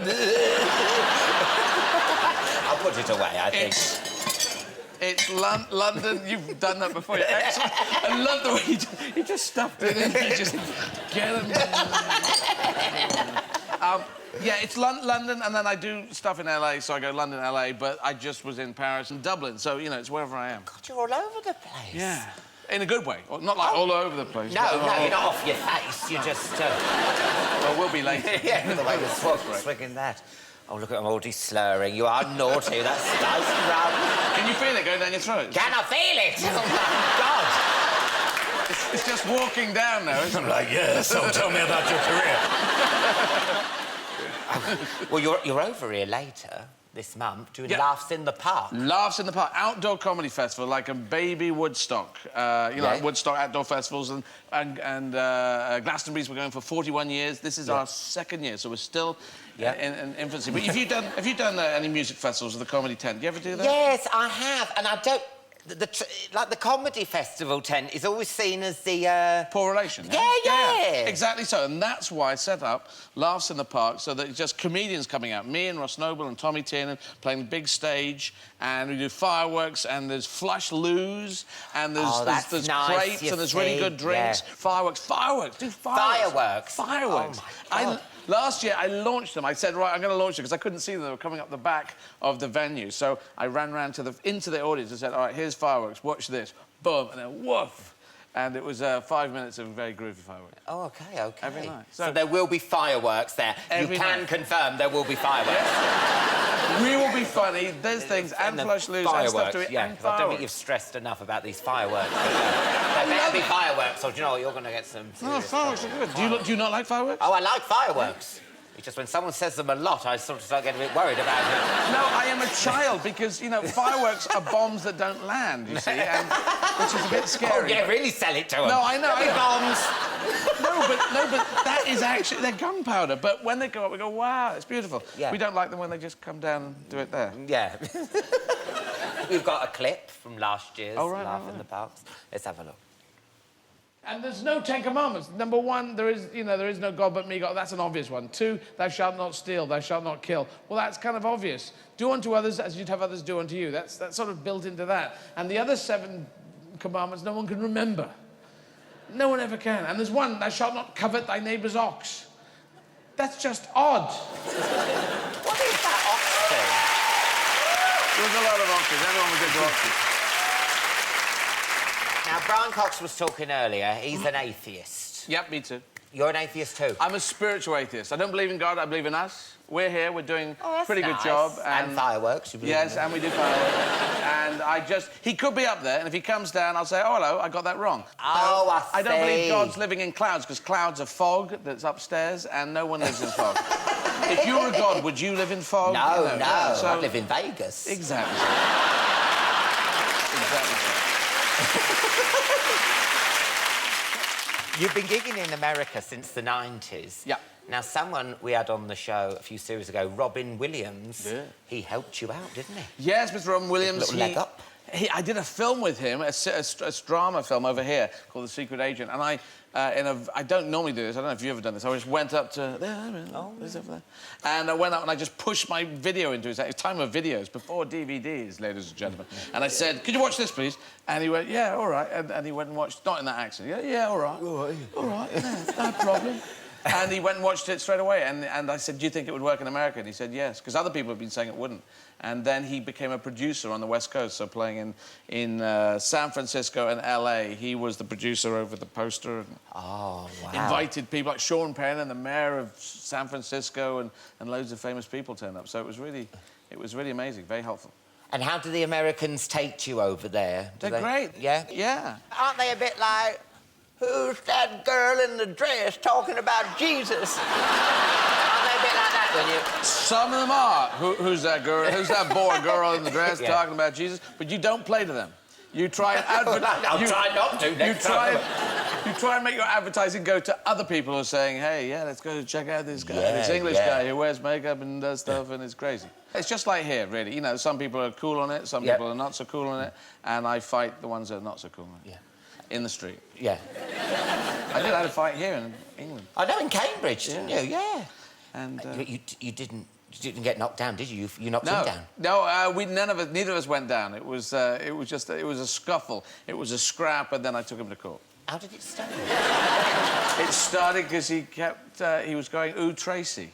He was going... He was just going, ooh, Tracy, you know. Were you dressed as a woman? Oh, I was wearing makeup. I was wearing makeup and heels, and I just said, just calm down, be cool, it's OK. And he said, ooh, Tracy. He kept going, ooh, Tracy. Yeah. And so I unleashed all the swear words I'd ever heard in the world. I was trying to hurt him with swear words, I think. And then he went for me. I don't know what got that going. But then he swung at me, and then it started. Oh, my God. And his big defence in court was that I'd started it. And I said, who puts on makeup going out looking for a fight? You don't... Who does that? You know, it's insane. That is just not happening. There are not a lot of transvestites saying, get some slap on, get out and... Come on. You, come on. I'm going to knock your block off. You're in boy mode now, I'm in boy mode. Yeah, I see it as a superhero thing. I've decided in my head. So boy mode, girl mode. Yeah. And what is boy mode? It's just wearing this. Just wearing... Right. Just not trying very hard. No, I like boy mode. A bit of eyeliner, but that's it. Yeah. You got to keep your foot in and your foot in the door. Exactly so. Otherwise, you lose your card, your union card. Yeah. Your transvestite union card. You're out of the transvestite group. So if you've been in boy mode for a long time and you see, like, a nice dress, do you get cravings to go to girl mode? No, it's a good lipstick, maybe. A good lipstick, No, but it's... I actually have all boy stuff going on in me and extra girl. That's the weird thing. So I'm an action... It's like action transvestite. That's really... fighting and makeup is my main... Right, yeah. And that's why fireworks. Yeah. When you're in boy mode, do you still dress up at home? No, that's bizarre. No, what you mean, like at my own home, dressing up? And hiding myself from the... No, not hiding, but I just mean, it just must be nice to get up and have, like, a whole wardrobe that you can, like, oh, what shall I be? I've tried to get it out of that. That's kind of closeted thinking. I just try and... I'd like it to be able to flip a coin and just say, I'll wear what I want. But, you know, if you're going up for roles, if you turn up wearing makeup, they're not going to give you the role. No. So, you know, I'm a practical transvestite. Yeah. Congratulations, you're appearing in Cars 2, top of the box office in America.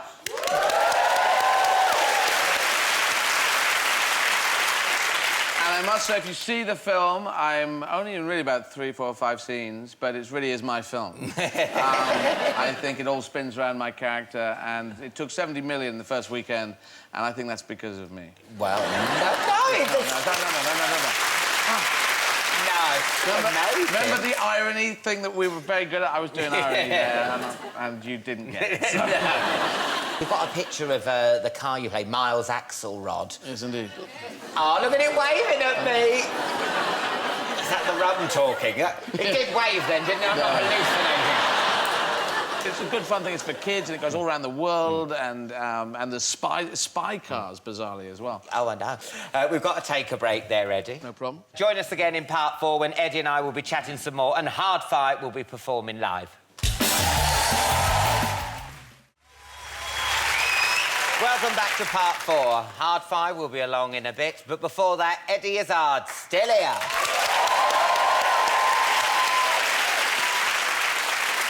Before the break, we were chatting about your stand-up performances, but you started out as a street performer. Yeah.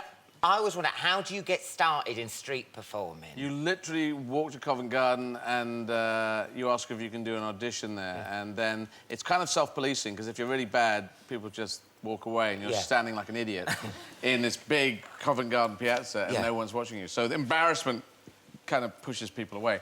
So that's it, you go down and audition, and I was rubbish for about 2 years. What was your act? Initially, we were doing It was double act, me and my partner Rob, and we were trying to escape from a woolly jumper, making a bowl of cornflakes disappear by just... he would put a cloth over it, and I'd put my head over it, and the cloth would go over my head, and I'd just eat it with my... just like that, which is stupid. We do fake knife throwing. We did a lot of bad stuff. So at its best, it was like bad tricks. At its best, it was kind of, hey, they're kind of crazy. At its worst, they would go, these people are idiots. So, and they would just wander off and go, we're not even paying attention. But then I did sword fighting, and then that got really exciting. Sword fighting? Oh, that sounds right up my street. Yes, I think sword fighting. We've actually got a clip of you performing your sword fighting routine. Let me have a look at it. Oh, look. Isn't that funny? Look, you wear baggy trousers with a sword, and it's like street performance. If you have a hoodie, then that's like Broken Britain. Yeah. But nighttime violence. It's wonderful. That's what we did every day, and it's choreographed. We know what we're doing. And in the end, I would actually throw that sword at Rob. I would just throw it across. I learned how to throw it diagonally, which I could do to you, but it would kill you. Really? Yeah. But I'd love to be able to like fight. I wonder. Could you show me? Do you have any swords? Well, we don't have any swords unless you have any swords lying behind your bar or something. Well, I could have a look. I mean, what are the chances of that, though, Eddie? I don't know. Oh, my God! 2 swords!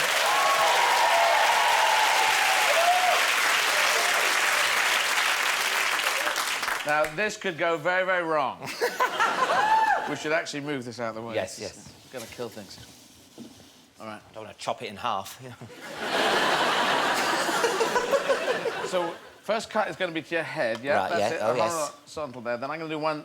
No, then it's going to be up there, Oh. so that's it. Then I come across there, and then you spin it down. There, excellent. And then spin it down there, excellent. OK? Shall we do it like in films? You know, when they have sword fight, they mention one word. So you think you can. Should we do that? Let's do it. Yes. We should do it up here. Can we do it? So, D'Artagnan. 1, 2, 3, 4. Ooh, almost.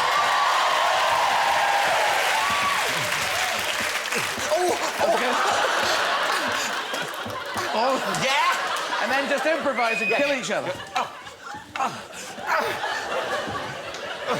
Get there, go there. You... Why? Why not? Why not? Seems like a good thing to do. And the other one. No, not again. Oh, no. Oh. Now. Why? Because I wanted the bottle from the bar.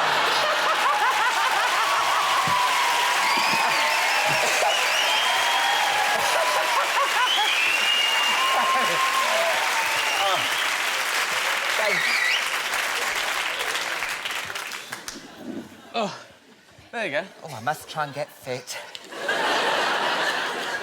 You should do that as your sport relief thing. Oh, yes, sponsored fence. Yes. Fight 100 people around Britain. No, from Land's End to John O'Groats. Yeah.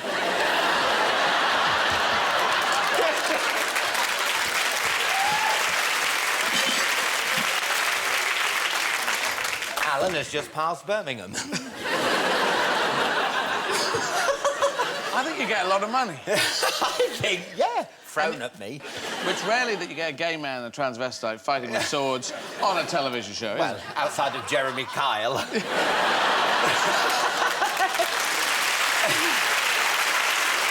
Izzard, everyone! Thank you.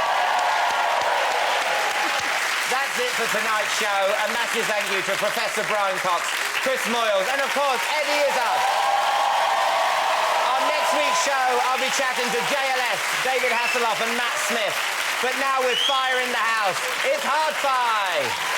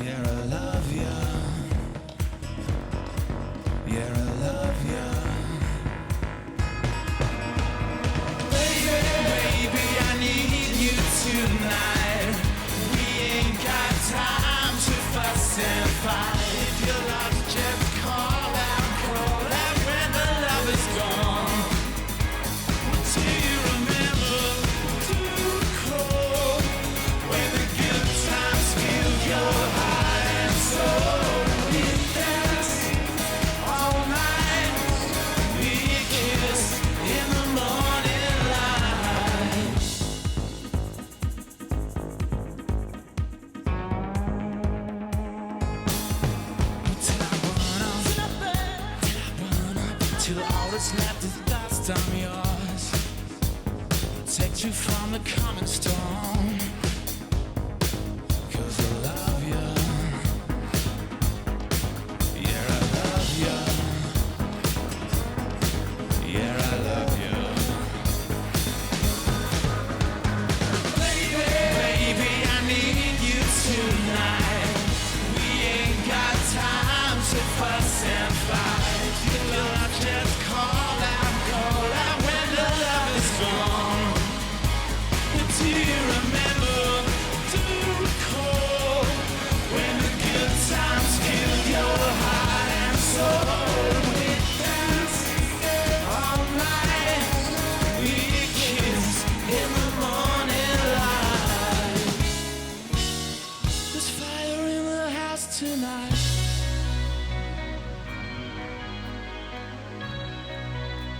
It's burning hot and burning wild. If you let her, if you let her, baby, I love you, I love you. Do you remember, do you recall when the good times filled your heart and soul? We danced all night, we kissed in the morning. Do you remember, do you recall when the good times filled your heart and soul? We danced all night, we kissed all night, baby, baby. There's fire in the house tonight.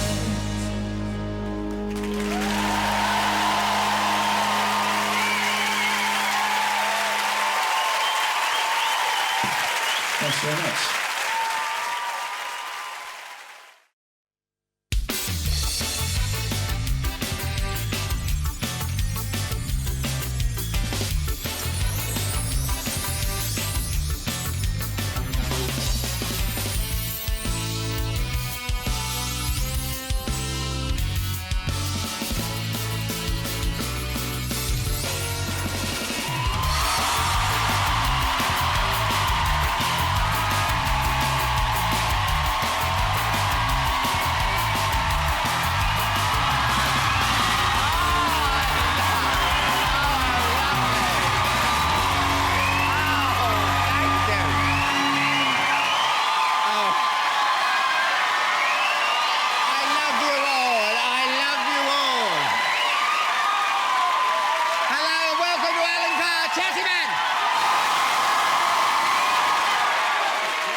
What a week it's been.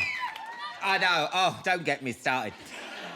The News of the World was published for the very last time on Sunday. None of the regular contributors to the paper had seen it coming, no? Which doesn't say a lot for the powers of Mystic Meg, does it really? She was convinced she was going to find love behind a door marked 12. What about that Rebecca Brooks woman? Hacking? She started hacking off that bloody horrible hair of hers, have you seen it?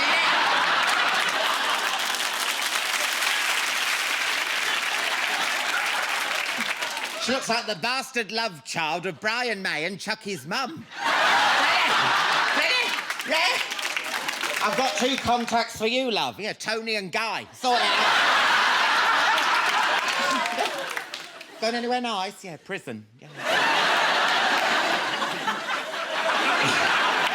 Now, listen, I don't feel safe from these snooping journalists. I don't. I'm sure someone... No, someone's been listening to my phone calls. Halfway through a conversation last week, I heard someone go, boring. Honestly.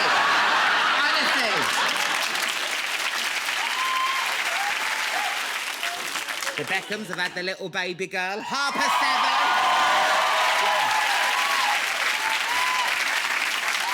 That's really sweet. You know, 7 holds a special place in their hearts. It's on the back of David's football shirt. The baby weighed that many pounds, and it's how many Victoria's last single sold. I mean, it went plastic.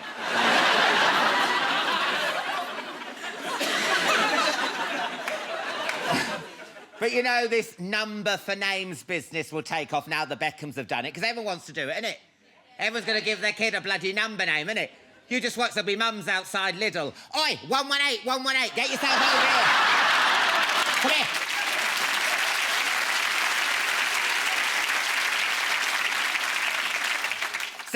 $69. Don't make me put my flag out. Come here, 69. Hey, what about that £162 million win on the Euro lottery? Oh, that's right, madam. Yes. And you thought a Euro lottery was whether or not you came back from Magaluf with an STD, didn't you? Yeah, you know. And don't tell me that's a scratch card you're doing in your lap. I know how to do it. Dirty. What a lineup we have for you tonight. I've got an appointment with the doctor. And for once, it's not about an embarrassing rash. Yes, Doctor Who star Matt Smith is here. They're the X Factor's greatest export. Britain's biggest boy band and four of my favourite chatty men.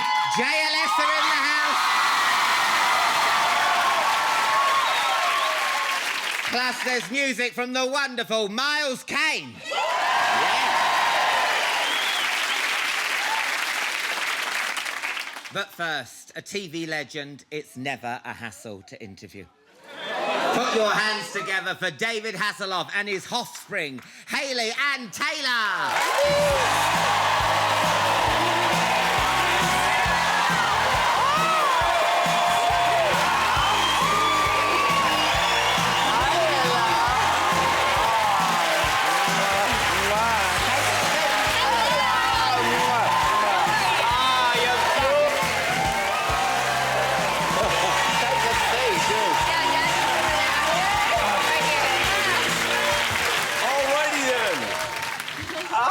Hello!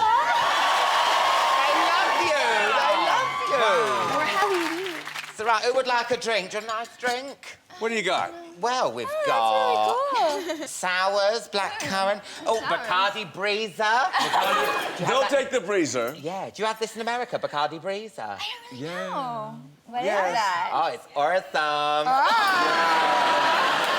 Spring break. Very young.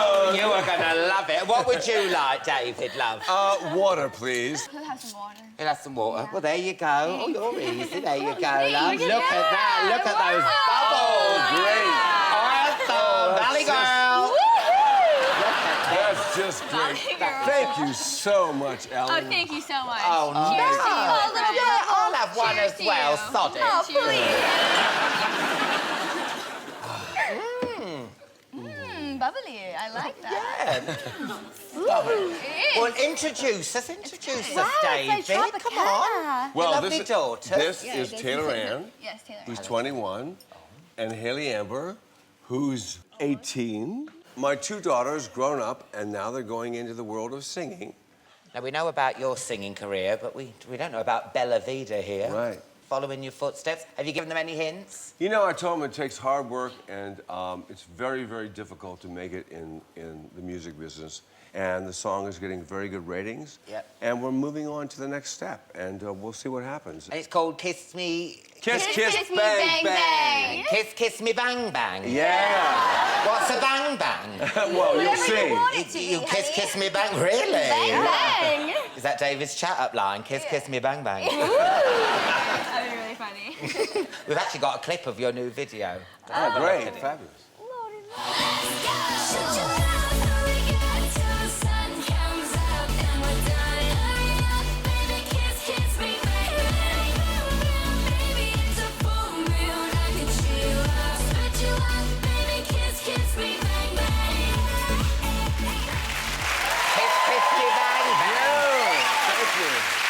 Now, I've got to ask you about Britain's Got Talent.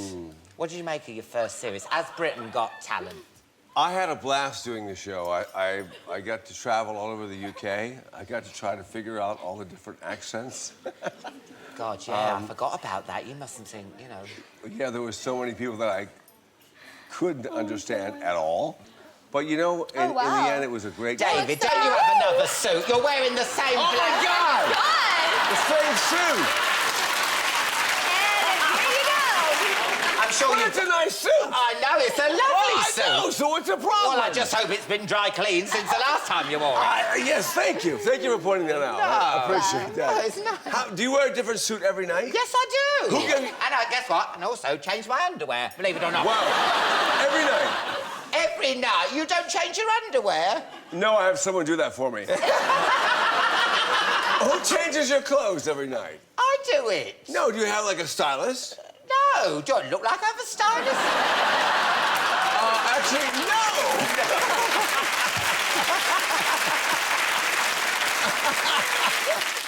Now, the public made Jai McDowell, Jai. their winner. Who was your favourite? Jai. Jai was your favourite. What did you Jai and the guy who had autism, the little boy who danced. I can't think of his name. Who was the boy that danced? What? James. Yeah, James was fantastic. Thank you. Yeah. What about that Gay and Alan? Who? I love New Balance. The bell ringers. I feel so bad for them. Do you think I was Gay Alan? I was the Gay Alan. The bell ringers. Oh, my God. Oh, yeah. We They were have really to present talented, but- somebody for the Queen. They gotta ring the bells for the Queen? No, I Jai. like Gay Alan. They're like two people that like met in the woods. And then the only people that they would have is each other. Because he's strange looking and she's strange looking. And they went, oh, we found strange people. Oh, how can you... No! I say that in a nice way. They love each other. He goes ding, she goes dong. And they're together. It's so sweet. I get what you're saying. Yeah. I get what you're saying. I get it. Jai was great, man. Jai sang awesome. Yeah, he was brilliant. Yeah. Now, you found a lot of great acts while you were filming Britain's Got Talent. You've also found yourself a lovely Welsh girlfriend who's also called Hayley. Where did you meet? She's lovely. We want to know, don't we? I met her when I was in Cardiff and doing an episode of Britain's Got Talent. And I asked her to dinner, and she asked me an amazing question. Oh. And that question was, what did you play on Baywatch? What? Who did you play on Baywatch? She'd never seen Baywatch. And I Well, love... it's a good thing. But I love that. It's a good thing. I love that. That was exactly the right question. Because I knew that maybe she liked me for me. And not because I was on TV. Oh, stop. What does she do for a living?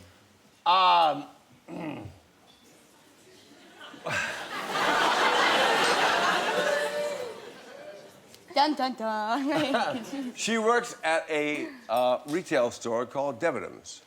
Oh, I love Debenhams. Desire. In, how do you say, Meredith Tidwell? Merthyr Tydfil. Merthyr Tydfil, yes. That's it, yes. Right. And since then, I have taken her out of that shop and said, come to the world of the Hoff, and maybe we can do some modeling together and make some money for you and your parents. And so I've taken her kind of out of that little world and into the big world, and we'll see what happens. Yeah. Now, girls, how do you feel about the age gap? Doesn't bother me a bit. I know it don't bother you, but what about the girls? This Hayley? How do you get over Haley? Where did that noise come from, David? What are you... Are you a bit squiffy? Have you had a cheeky ooh? No, I haven't had a cheeky ooh. I'm cool. Does the age gap bother you? Whoa! Whoa! It took a long time to answer that. Does the age gap bother you? No, I just think she's a lovely girl, but no, we really like her. No, I think we need to...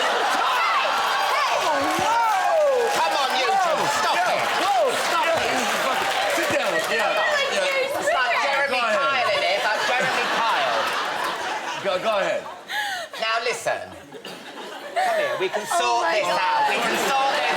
I'm going to mend eldest broken family. Whoa! Whoa! Oh my gosh. All right. Are you going back? Yeah, come on, you go back before you wreck the bloody joint. Oh my God. All right, so. No, so basically. So wait. Let Let me ask you. Yeah, you go. Does the age difference matter to you, Taylor? I think that when you initially hear the age gap, it's like, whoa, back up a little bit. But when you meet her and you see what kind of relationship that you guys have, then I accept it and I'm welcoming her into our family with open arms. Nicely put, sis. And Haley. She said it all. There's nothing more you can say, Hayley, is it, after that? You see, there's closure here. I love it. Alan Carr brings people together. Thank you, Alan. Alan Carr brings closure. Yeah, he does. No, we love Yes, he does. You forget it. Okay. Yeah, Haley's great, though. No, she Yeah, no, I'm sure she's... We're interested because, It's you not so know, hard, everyone though. loves the Hoff and we want Hoff to be happy, don't we? Yes. We do. Thank you. I mean, I saw this on Twitter page recently. I mean, look, congratulations to Hayley Wells' sister. She gets married on Saturday. I wonder who's next. I never saw that tweet. You see, look, we're getting fed this stuff. You could have a new mummy. A Welsh Hayley. Hey, Dad, should I be sitting over there now? Yes. Stop, dude. I was going to buy a hat and everything. No, I'll buy you a hat. Yeah. Well, listen, good luck with everything. Are you going to do the next series of Britain's Got Talent, do you know? If Simon invites me back, I will. I like Simon very much, and I had a blast with Michael and Amanda. It was a blast. Okay. I hope so. Oh. And also, good luck, girls, with Bella Vida. Thank you so much. Kiss Me Bang Bang. Lovely. Give it up for David Hasselhoff and his offspring of Bella Vida.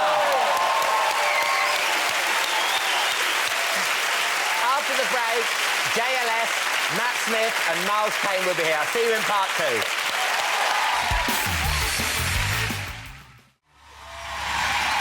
Welcome back.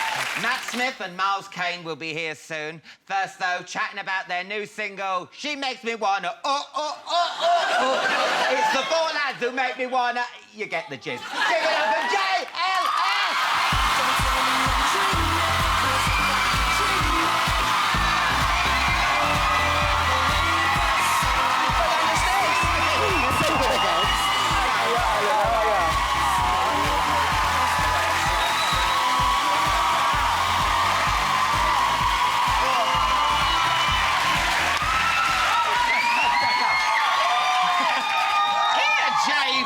I love that outfit.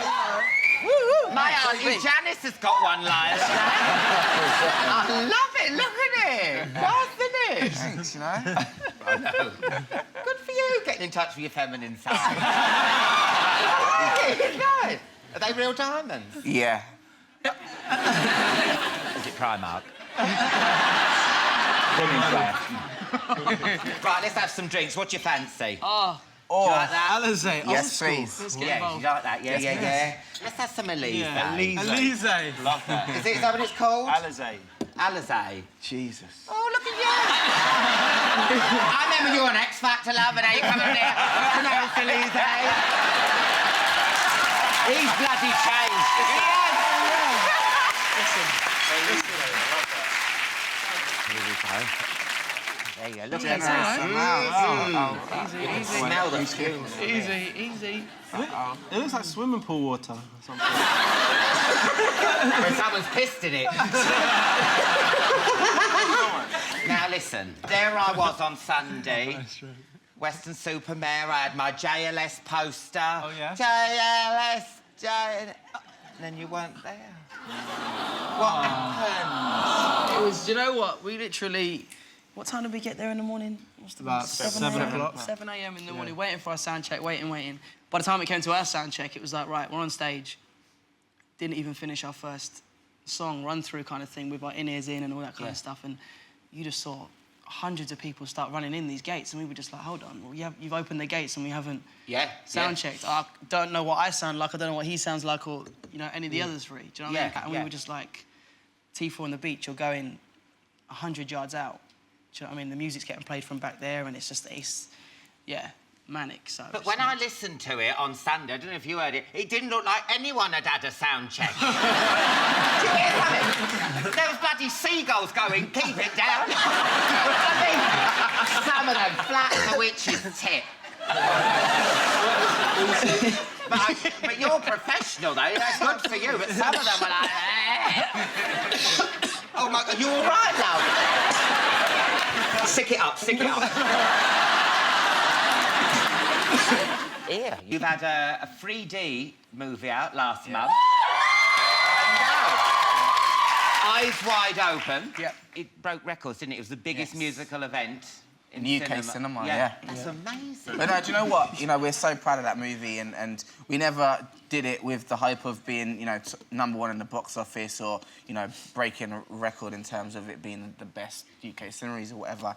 You know, it's just something that we felt passionate about and something that we always wanted to do, you know, and I suppose the achievement is just a reflection of the kind of support that we've had throughout the journey, do you know what I mean? And you know, we're very, very proud of what we've achieved. But you messed with your fans' head. In Newcastle, you actually turned up at the cinema. Yeah. Some of your fans might have gone, God, that 3D's really sick. That was actually talking to me. That's JB. What did they think when you turned up? They went crazy. Erupted, that was dangerous. It wasn't silent at one point throughout the whole movie. I don't know if they even really saw much of the movie. And you daredevils, you go skydiving at the end of the film. Yes. We've got a picture. This is a reshape. Skydiving. Yeah. There's JB.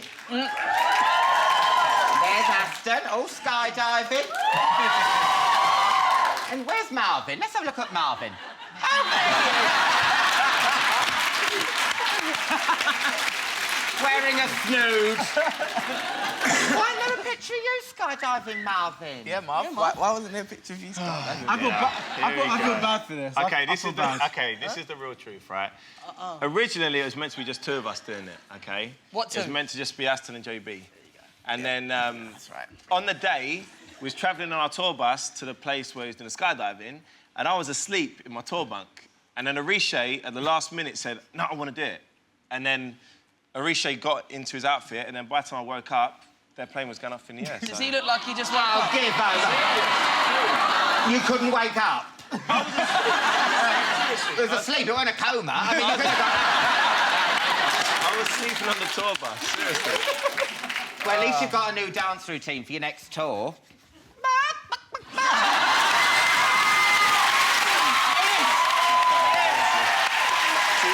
It's funny, I'm joking, Marvin.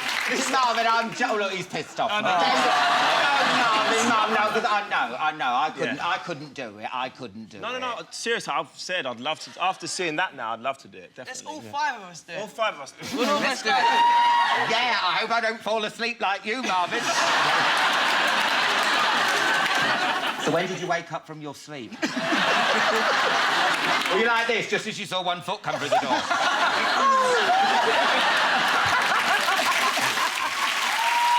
I'm joking, I'll be the same as you.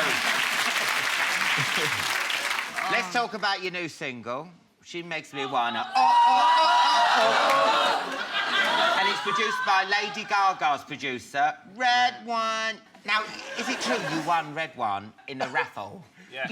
Not him. Auction. Not him. Oh, I thought it was a raffle. Some kind of raffle. It wasn't him either. It was a session with him. Oh, I thought you were standing on stage with like a raffle ticket and a sellotape. I'll have Red One, please. It's you know Alicia Keys' Black Ball she has every year. Yeah. For, what was it? Keep a Child Alive. Yeah. And literally, what was it? It was us, Tinchy Strider, and footballer Carlton Cole. All bidding to work with Red One, and I think we bid about, what was it, £30,000? £30,000. Yeah. And let's take a look at your video. Makes me wanna, she makes me wanna, makes me wanna, London to Jamaica, LA to Africa, she makes me wanna, makes me wanna,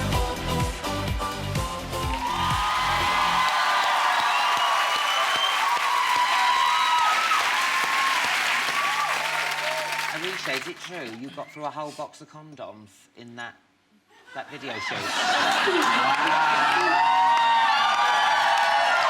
that true? Wow. Oh my God. It is not true. 2 boxes. I think It's so. all right having a shag here and there. Why not? You're young, you're famous, do it. But you know, I wish there was enough time. There wasn't enough time.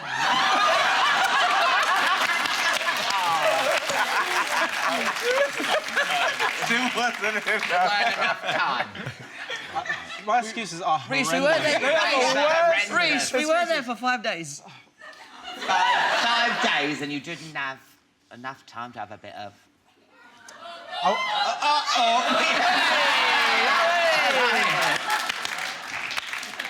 Wow. What can I say? Lovely. No. I mean, there were so many women there. I mean, Aston, come on, you must have been like a rat up a drain pipe. There was loads of women there, weren't there? There was a lot of girls. Do you know? Actually, do you want to know something, right? Look at her. She's nice. No, it wasn't her. Basically. Wasn't her? No, not.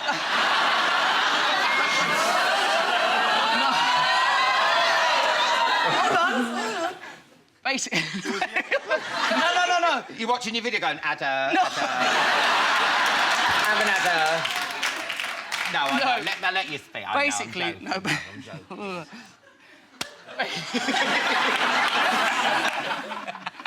No, basically, right, I was chatting to this one girl through basically the whole video shoot, and they rapped everyone for some reason. It was like, all right, let's say everyone that's a rap. And I was like, right, I'm gonna go over there, get a number, whatever, and we'll have a drink tomorrow.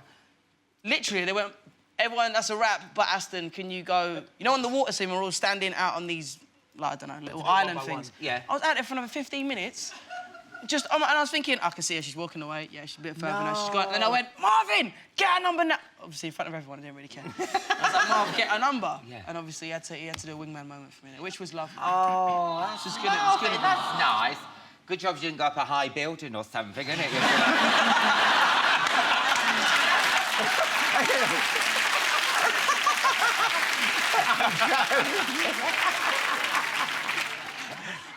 Now, you two, JB and Mama, you've got girlfriends. Yes. So, did they know about the, like, totty in that video? I mean, did you say, oh, no, it's just, like, in a car park going... Boring. In every... Loads of girls in Miami.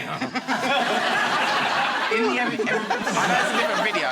No, I know it's a different video, but in the Everybody in Love video, Chloe actually helped me pick the opposite number. Jeez. Wow. Oh, so your girlfriend helped? Yeah. I didn't even know that. Yeah. Oh, well, that's nice. But she's a dancer, so she kind of... Ningers going on Yeah, she's great. The one with the bell.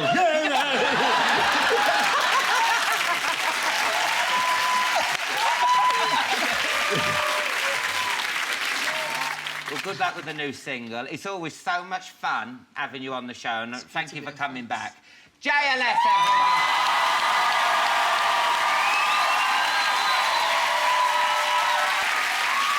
After the break, Matt Smith and Moyles Kane will be here. I'll see you in part 3.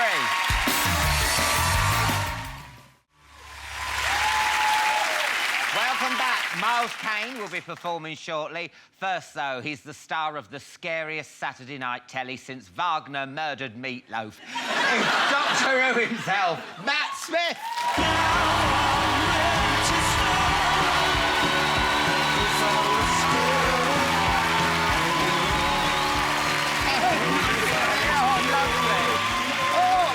I'm actually near the drinks cabinet. I know, look at it. I'm going to have some Bombay mix. Have some Bombay mix. Yeah, I always think I'd love to have a little Bombay mix on Alan Carr, so there we are. Yeah, it's been around for a while, but you're more than welcome. Let's have a drink. Yeah, let's have a drink. What we got? Port? Do you like a nice port? No. Kahlua. What's Kahlua? I don't know. Kahlua it is. Turbo original, lager and alcoholic lemonade, pre-mixed drink. Let's have a turbo. Yeah, I'll have one too. All right, man. Thank you, Mr. Carr. There you go. Cheers, buddy. You going to be manly and drink it out of the bottle? Yeah, or shall we be civilised? Actually, no, because I want to have a coloured glass. Yeah, of course, have a glass. Yeah. Love. There you go. Have Thank you. one. Excuse fingers. My grandma had glasses like this, you know. Really? Yeah. Oh, Oh. it's a fact, yeah. Salut! Salut. Enchanté. Enchanté. Well, we are Northampton's most famous sons. We are both Northampton boys. And your dad, is this right, was manager of the Cobblers or was involved with the Cobblers? He's the manager, Graham Carr. He's got nowhere, we don't care. Graham Carr. Do you know the song, the sky is blue, the river Nene goes wide and through, the market square... You don't know, do you? No. What is that? It's a song that the West... No, the North Stand sing about the Cobblers. Oh, right. So when was he manager? In the 80s? Yeah, 1987. Right. Yeah, that's when they went up to the 3rd Division. Really? Oh, yeah, I know. I do know my stuff. Yeah. Did you like it? Did you go and watch? Yeah, I used to watch all the time. Every home game, I'd be there. But I always took an Agatha Christie book in my bag. No, there's this photo, apparently, of me dad on the touchline going, get out. And I've got, like, Murder in the Library behind that. I've seen this photo. It's so funny. So did you hang around, like, the Grosvenor Centre like we did? Oh, the Grosvenor Centre, yeah, I knew it well. And the Drapery, and then I'd go from, like, McGinty's down to 40s on the old Bridge Street. Oh, my God, Bridge Street. Yeah. Isn't it? A fight and a pint and a bag of chips. Oh. That's it. Oh, did you man. ever meet Sticky Vicky? No. Who's Sticky Vicky? Well, she'd fiddle with you for 50p. No. See, now, here's the difference. We called her 50p Lil. 50p Lil? No, she'll always be Sticky Vicky in my eyes. Now, you could be the first person from Northampton to make it in Hollywood. What? You've been in America, haven't you? Yeah. Auditioning and stuff. In LA, yeah, sort of doing the rounds and whoring myself round. I mean... yeah. Mind you must be known in America because of Doctor Who's on... yeah, it's growing BBC out there. Yeah, It's really growing. It's really, you know, it's really cultivating a sort of, you know, an audience. And there's a huge culture for science fiction out there and stuff. So, fingers crossed, we're doing well. We've improved in the ratings and all that. And, you know, it's a ratings war, man. It's... Oh, God, yeah, I know. Yeah. Now, would you agree that in the last series of Doctor Who, you got very dark? There was a darker side. Do you think so? There was a bit menacing. Yeah, I mean, it's funny, isn't it? Because this has been a debate for people that it's too scary. But I find that a remarkable... accusation's too strong a word, but a remarkable observation, because actually Doctor Who should be scary. I think all the adults I talk to remember fondly being afraid of Daleks or hiding behind sofas, and actually that's... I think there's something positive about being scared in a controlled environment as a child, because it you know, it makes you know you're alive, man, and keeps you awake at night. Well, listen, look at this clip. This is pretty scary. Hit me up. Can you imagine a kid watching this? Have a look at this. Oh, those lights, they never fix them. Behind you. Honey, there is nothing.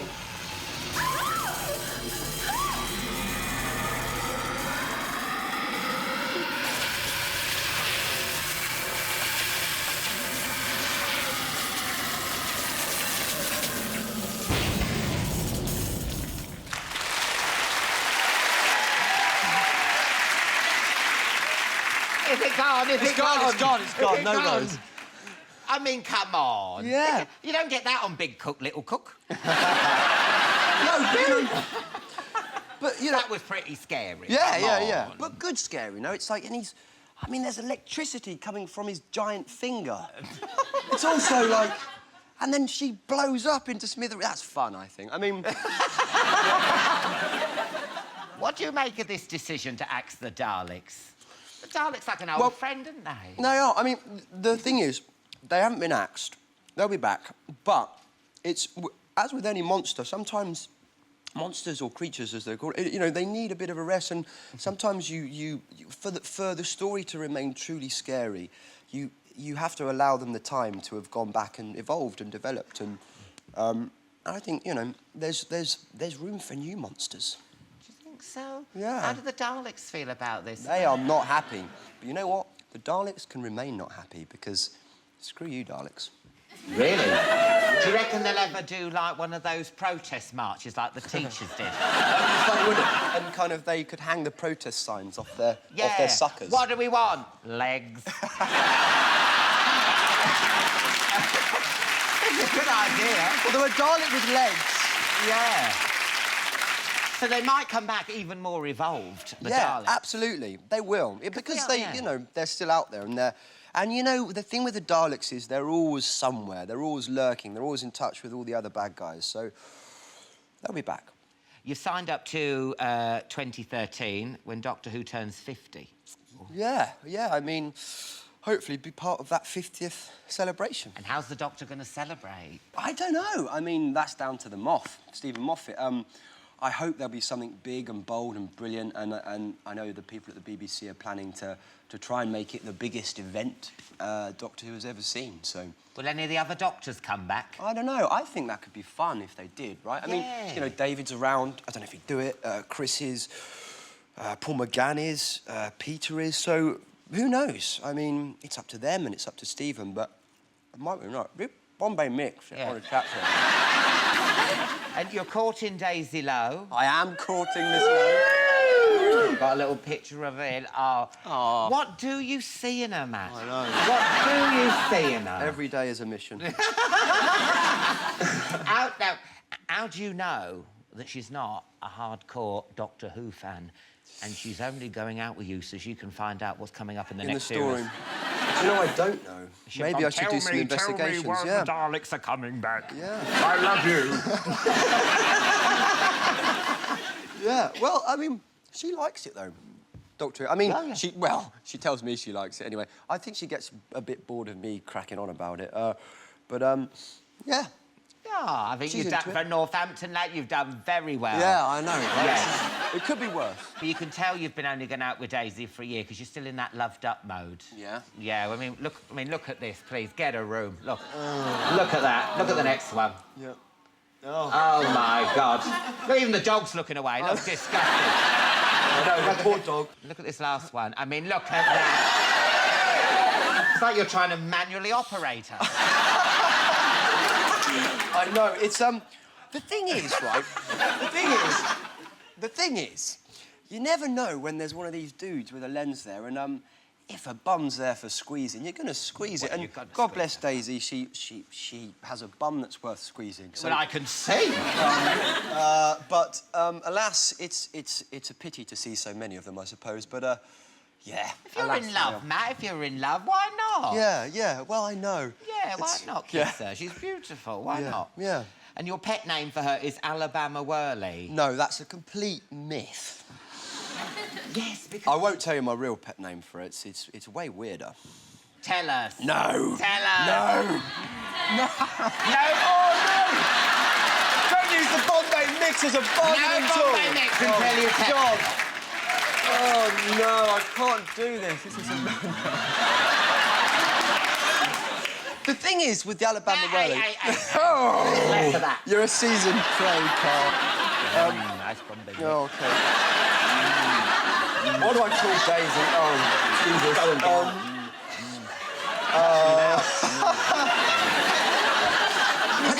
I don't know what my pet name is. Don't worry. If you don't want to, if you don't want to, it's fine. No. Well, I'll tell you what, you have a think about it now, okay. because we're going to take a break. Yeah, OK. Please leave some of that Bombay Mix for after, for the other guests, OK? Yeah, sorry. Thank you. Join us again in a couple of minutes when I'll be chatting some more with Matt. JLS will be here again, and Miles Kane will be performing live. So see you in part 4. Welcome back to part 4. Miles Kane will be along in a bit, but before that, Matt Smith's still here, and those JLS boys have popped back.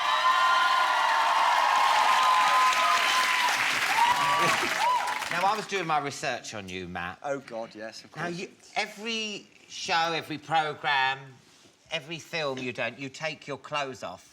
Do I? Oh, you right. Honestly. Yeah. We've got still a few here. Look at...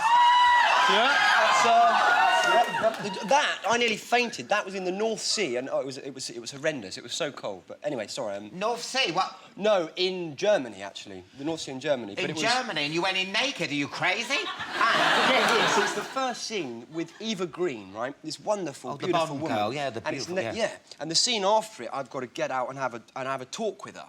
And she's on the beach, and I'm on the beach, and I do it afterwards. So obviously, and this is the first day I've ever met her, having gone on there, stark bonnet naked, in front of Eva Green, going...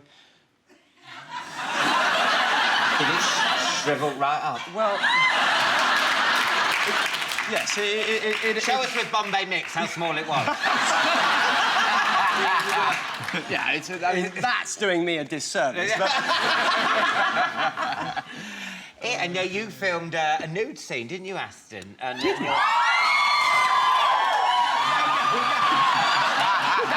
Eyes wide open, you had to be cut, didn't it? No, it was nothing like that. It was just literally the camera followed you everywhere. Yeah. And from when we run off the stage, you were in a shower, weren't you? I got it. Yeah, but it was because we were going on a night out. So I was like, right, obviously, get off stage, go back to the hotel. Camera follows you. He's like, oh, do you mind if we come in your room and see what happened? I was like, yeah, whatever. I just went in the shower and yeah. And the camera crew followed you? Yeah. It wasn't like a crew. It was only 2 people at the time, but then it was like...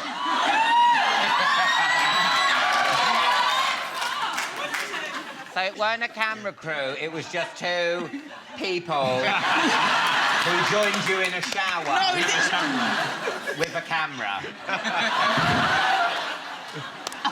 Awkward. Now, Matt, you're a very talented man. We all know that. You're a wonderful actor. Thank you very much. But you're also a bit of a musician, aren't you, as well? I like to think so-ish. Well, I'm not really, but yes. Yeah, you are. You can play all these amazing instruments, I hear. Yeah, but badly. Well, we know you boys can sing and dance. Now, is it true we might be hearing you play your own instruments in the future? Oh, JB already did that. On Children in Need, JB already played piano. Oh. During Love You More. Yeah. So you want to play the piano? Yeah, if I could. Marvin, would you want to play drums? Drums, yeah. Would you want to play Riche? Only guitars left, right? Guitar, yeah, guitar. yeah. Aston, why can't you? I'm not allowed. Why not? Because I'm too manic and too... Too manic to play. You can imagine me trying instrument. to You can imagine me trying to backflip with a guitar in my hand. You'd be like, hold on, what's going on? It just doesn't really... Why don't you become like a one-man band? Then you can be like... Then you can do it all. No, true. I was just thinking, you can play all these instruments, you're learning to play some instruments. I think we should make a super group together, don't you? Wow. If only we had some instruments to hand, you know what I mean? Oh, my God. OMG. There is... Oh, my God, let's make... There's some drums, a keyboard, a guitar. Come on, let's make this work.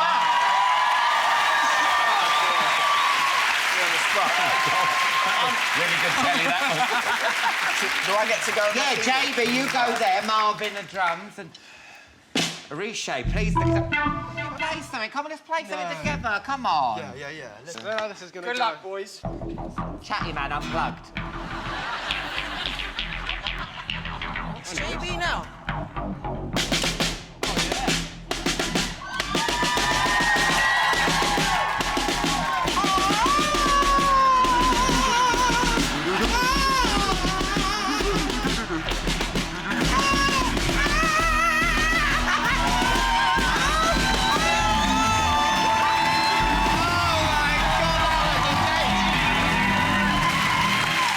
Matt Smith and JLS, everyone!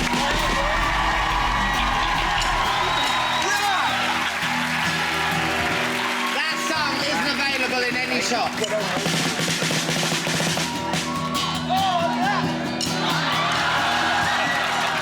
That's why you can't play instruments. Yeah. Has anyone got a triangle?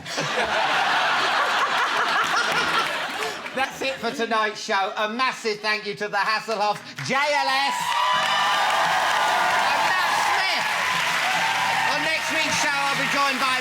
Dawn, the stars of Horrible Bosses, the Loose Women and the Cooks.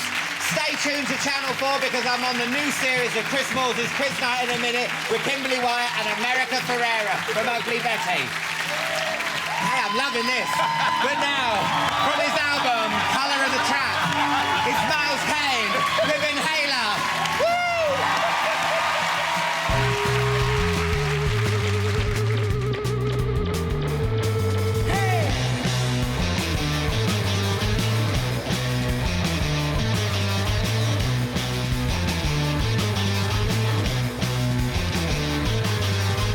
I've been looking forward to lifting up the veil.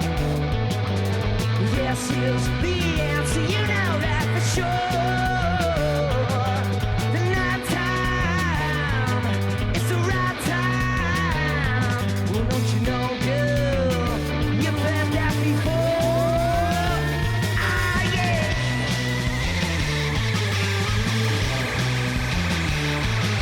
We're haters.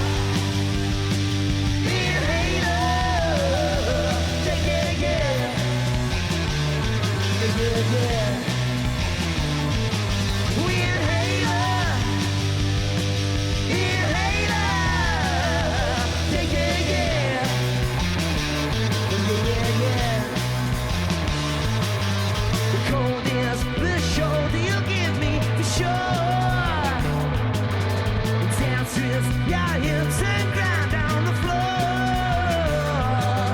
The night time, it's the right time. Well, don't you know, girl, you've heard that before. Ah, yeah.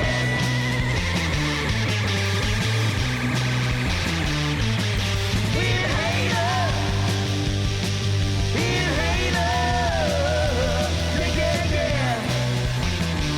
Yeah, yeah, yeah.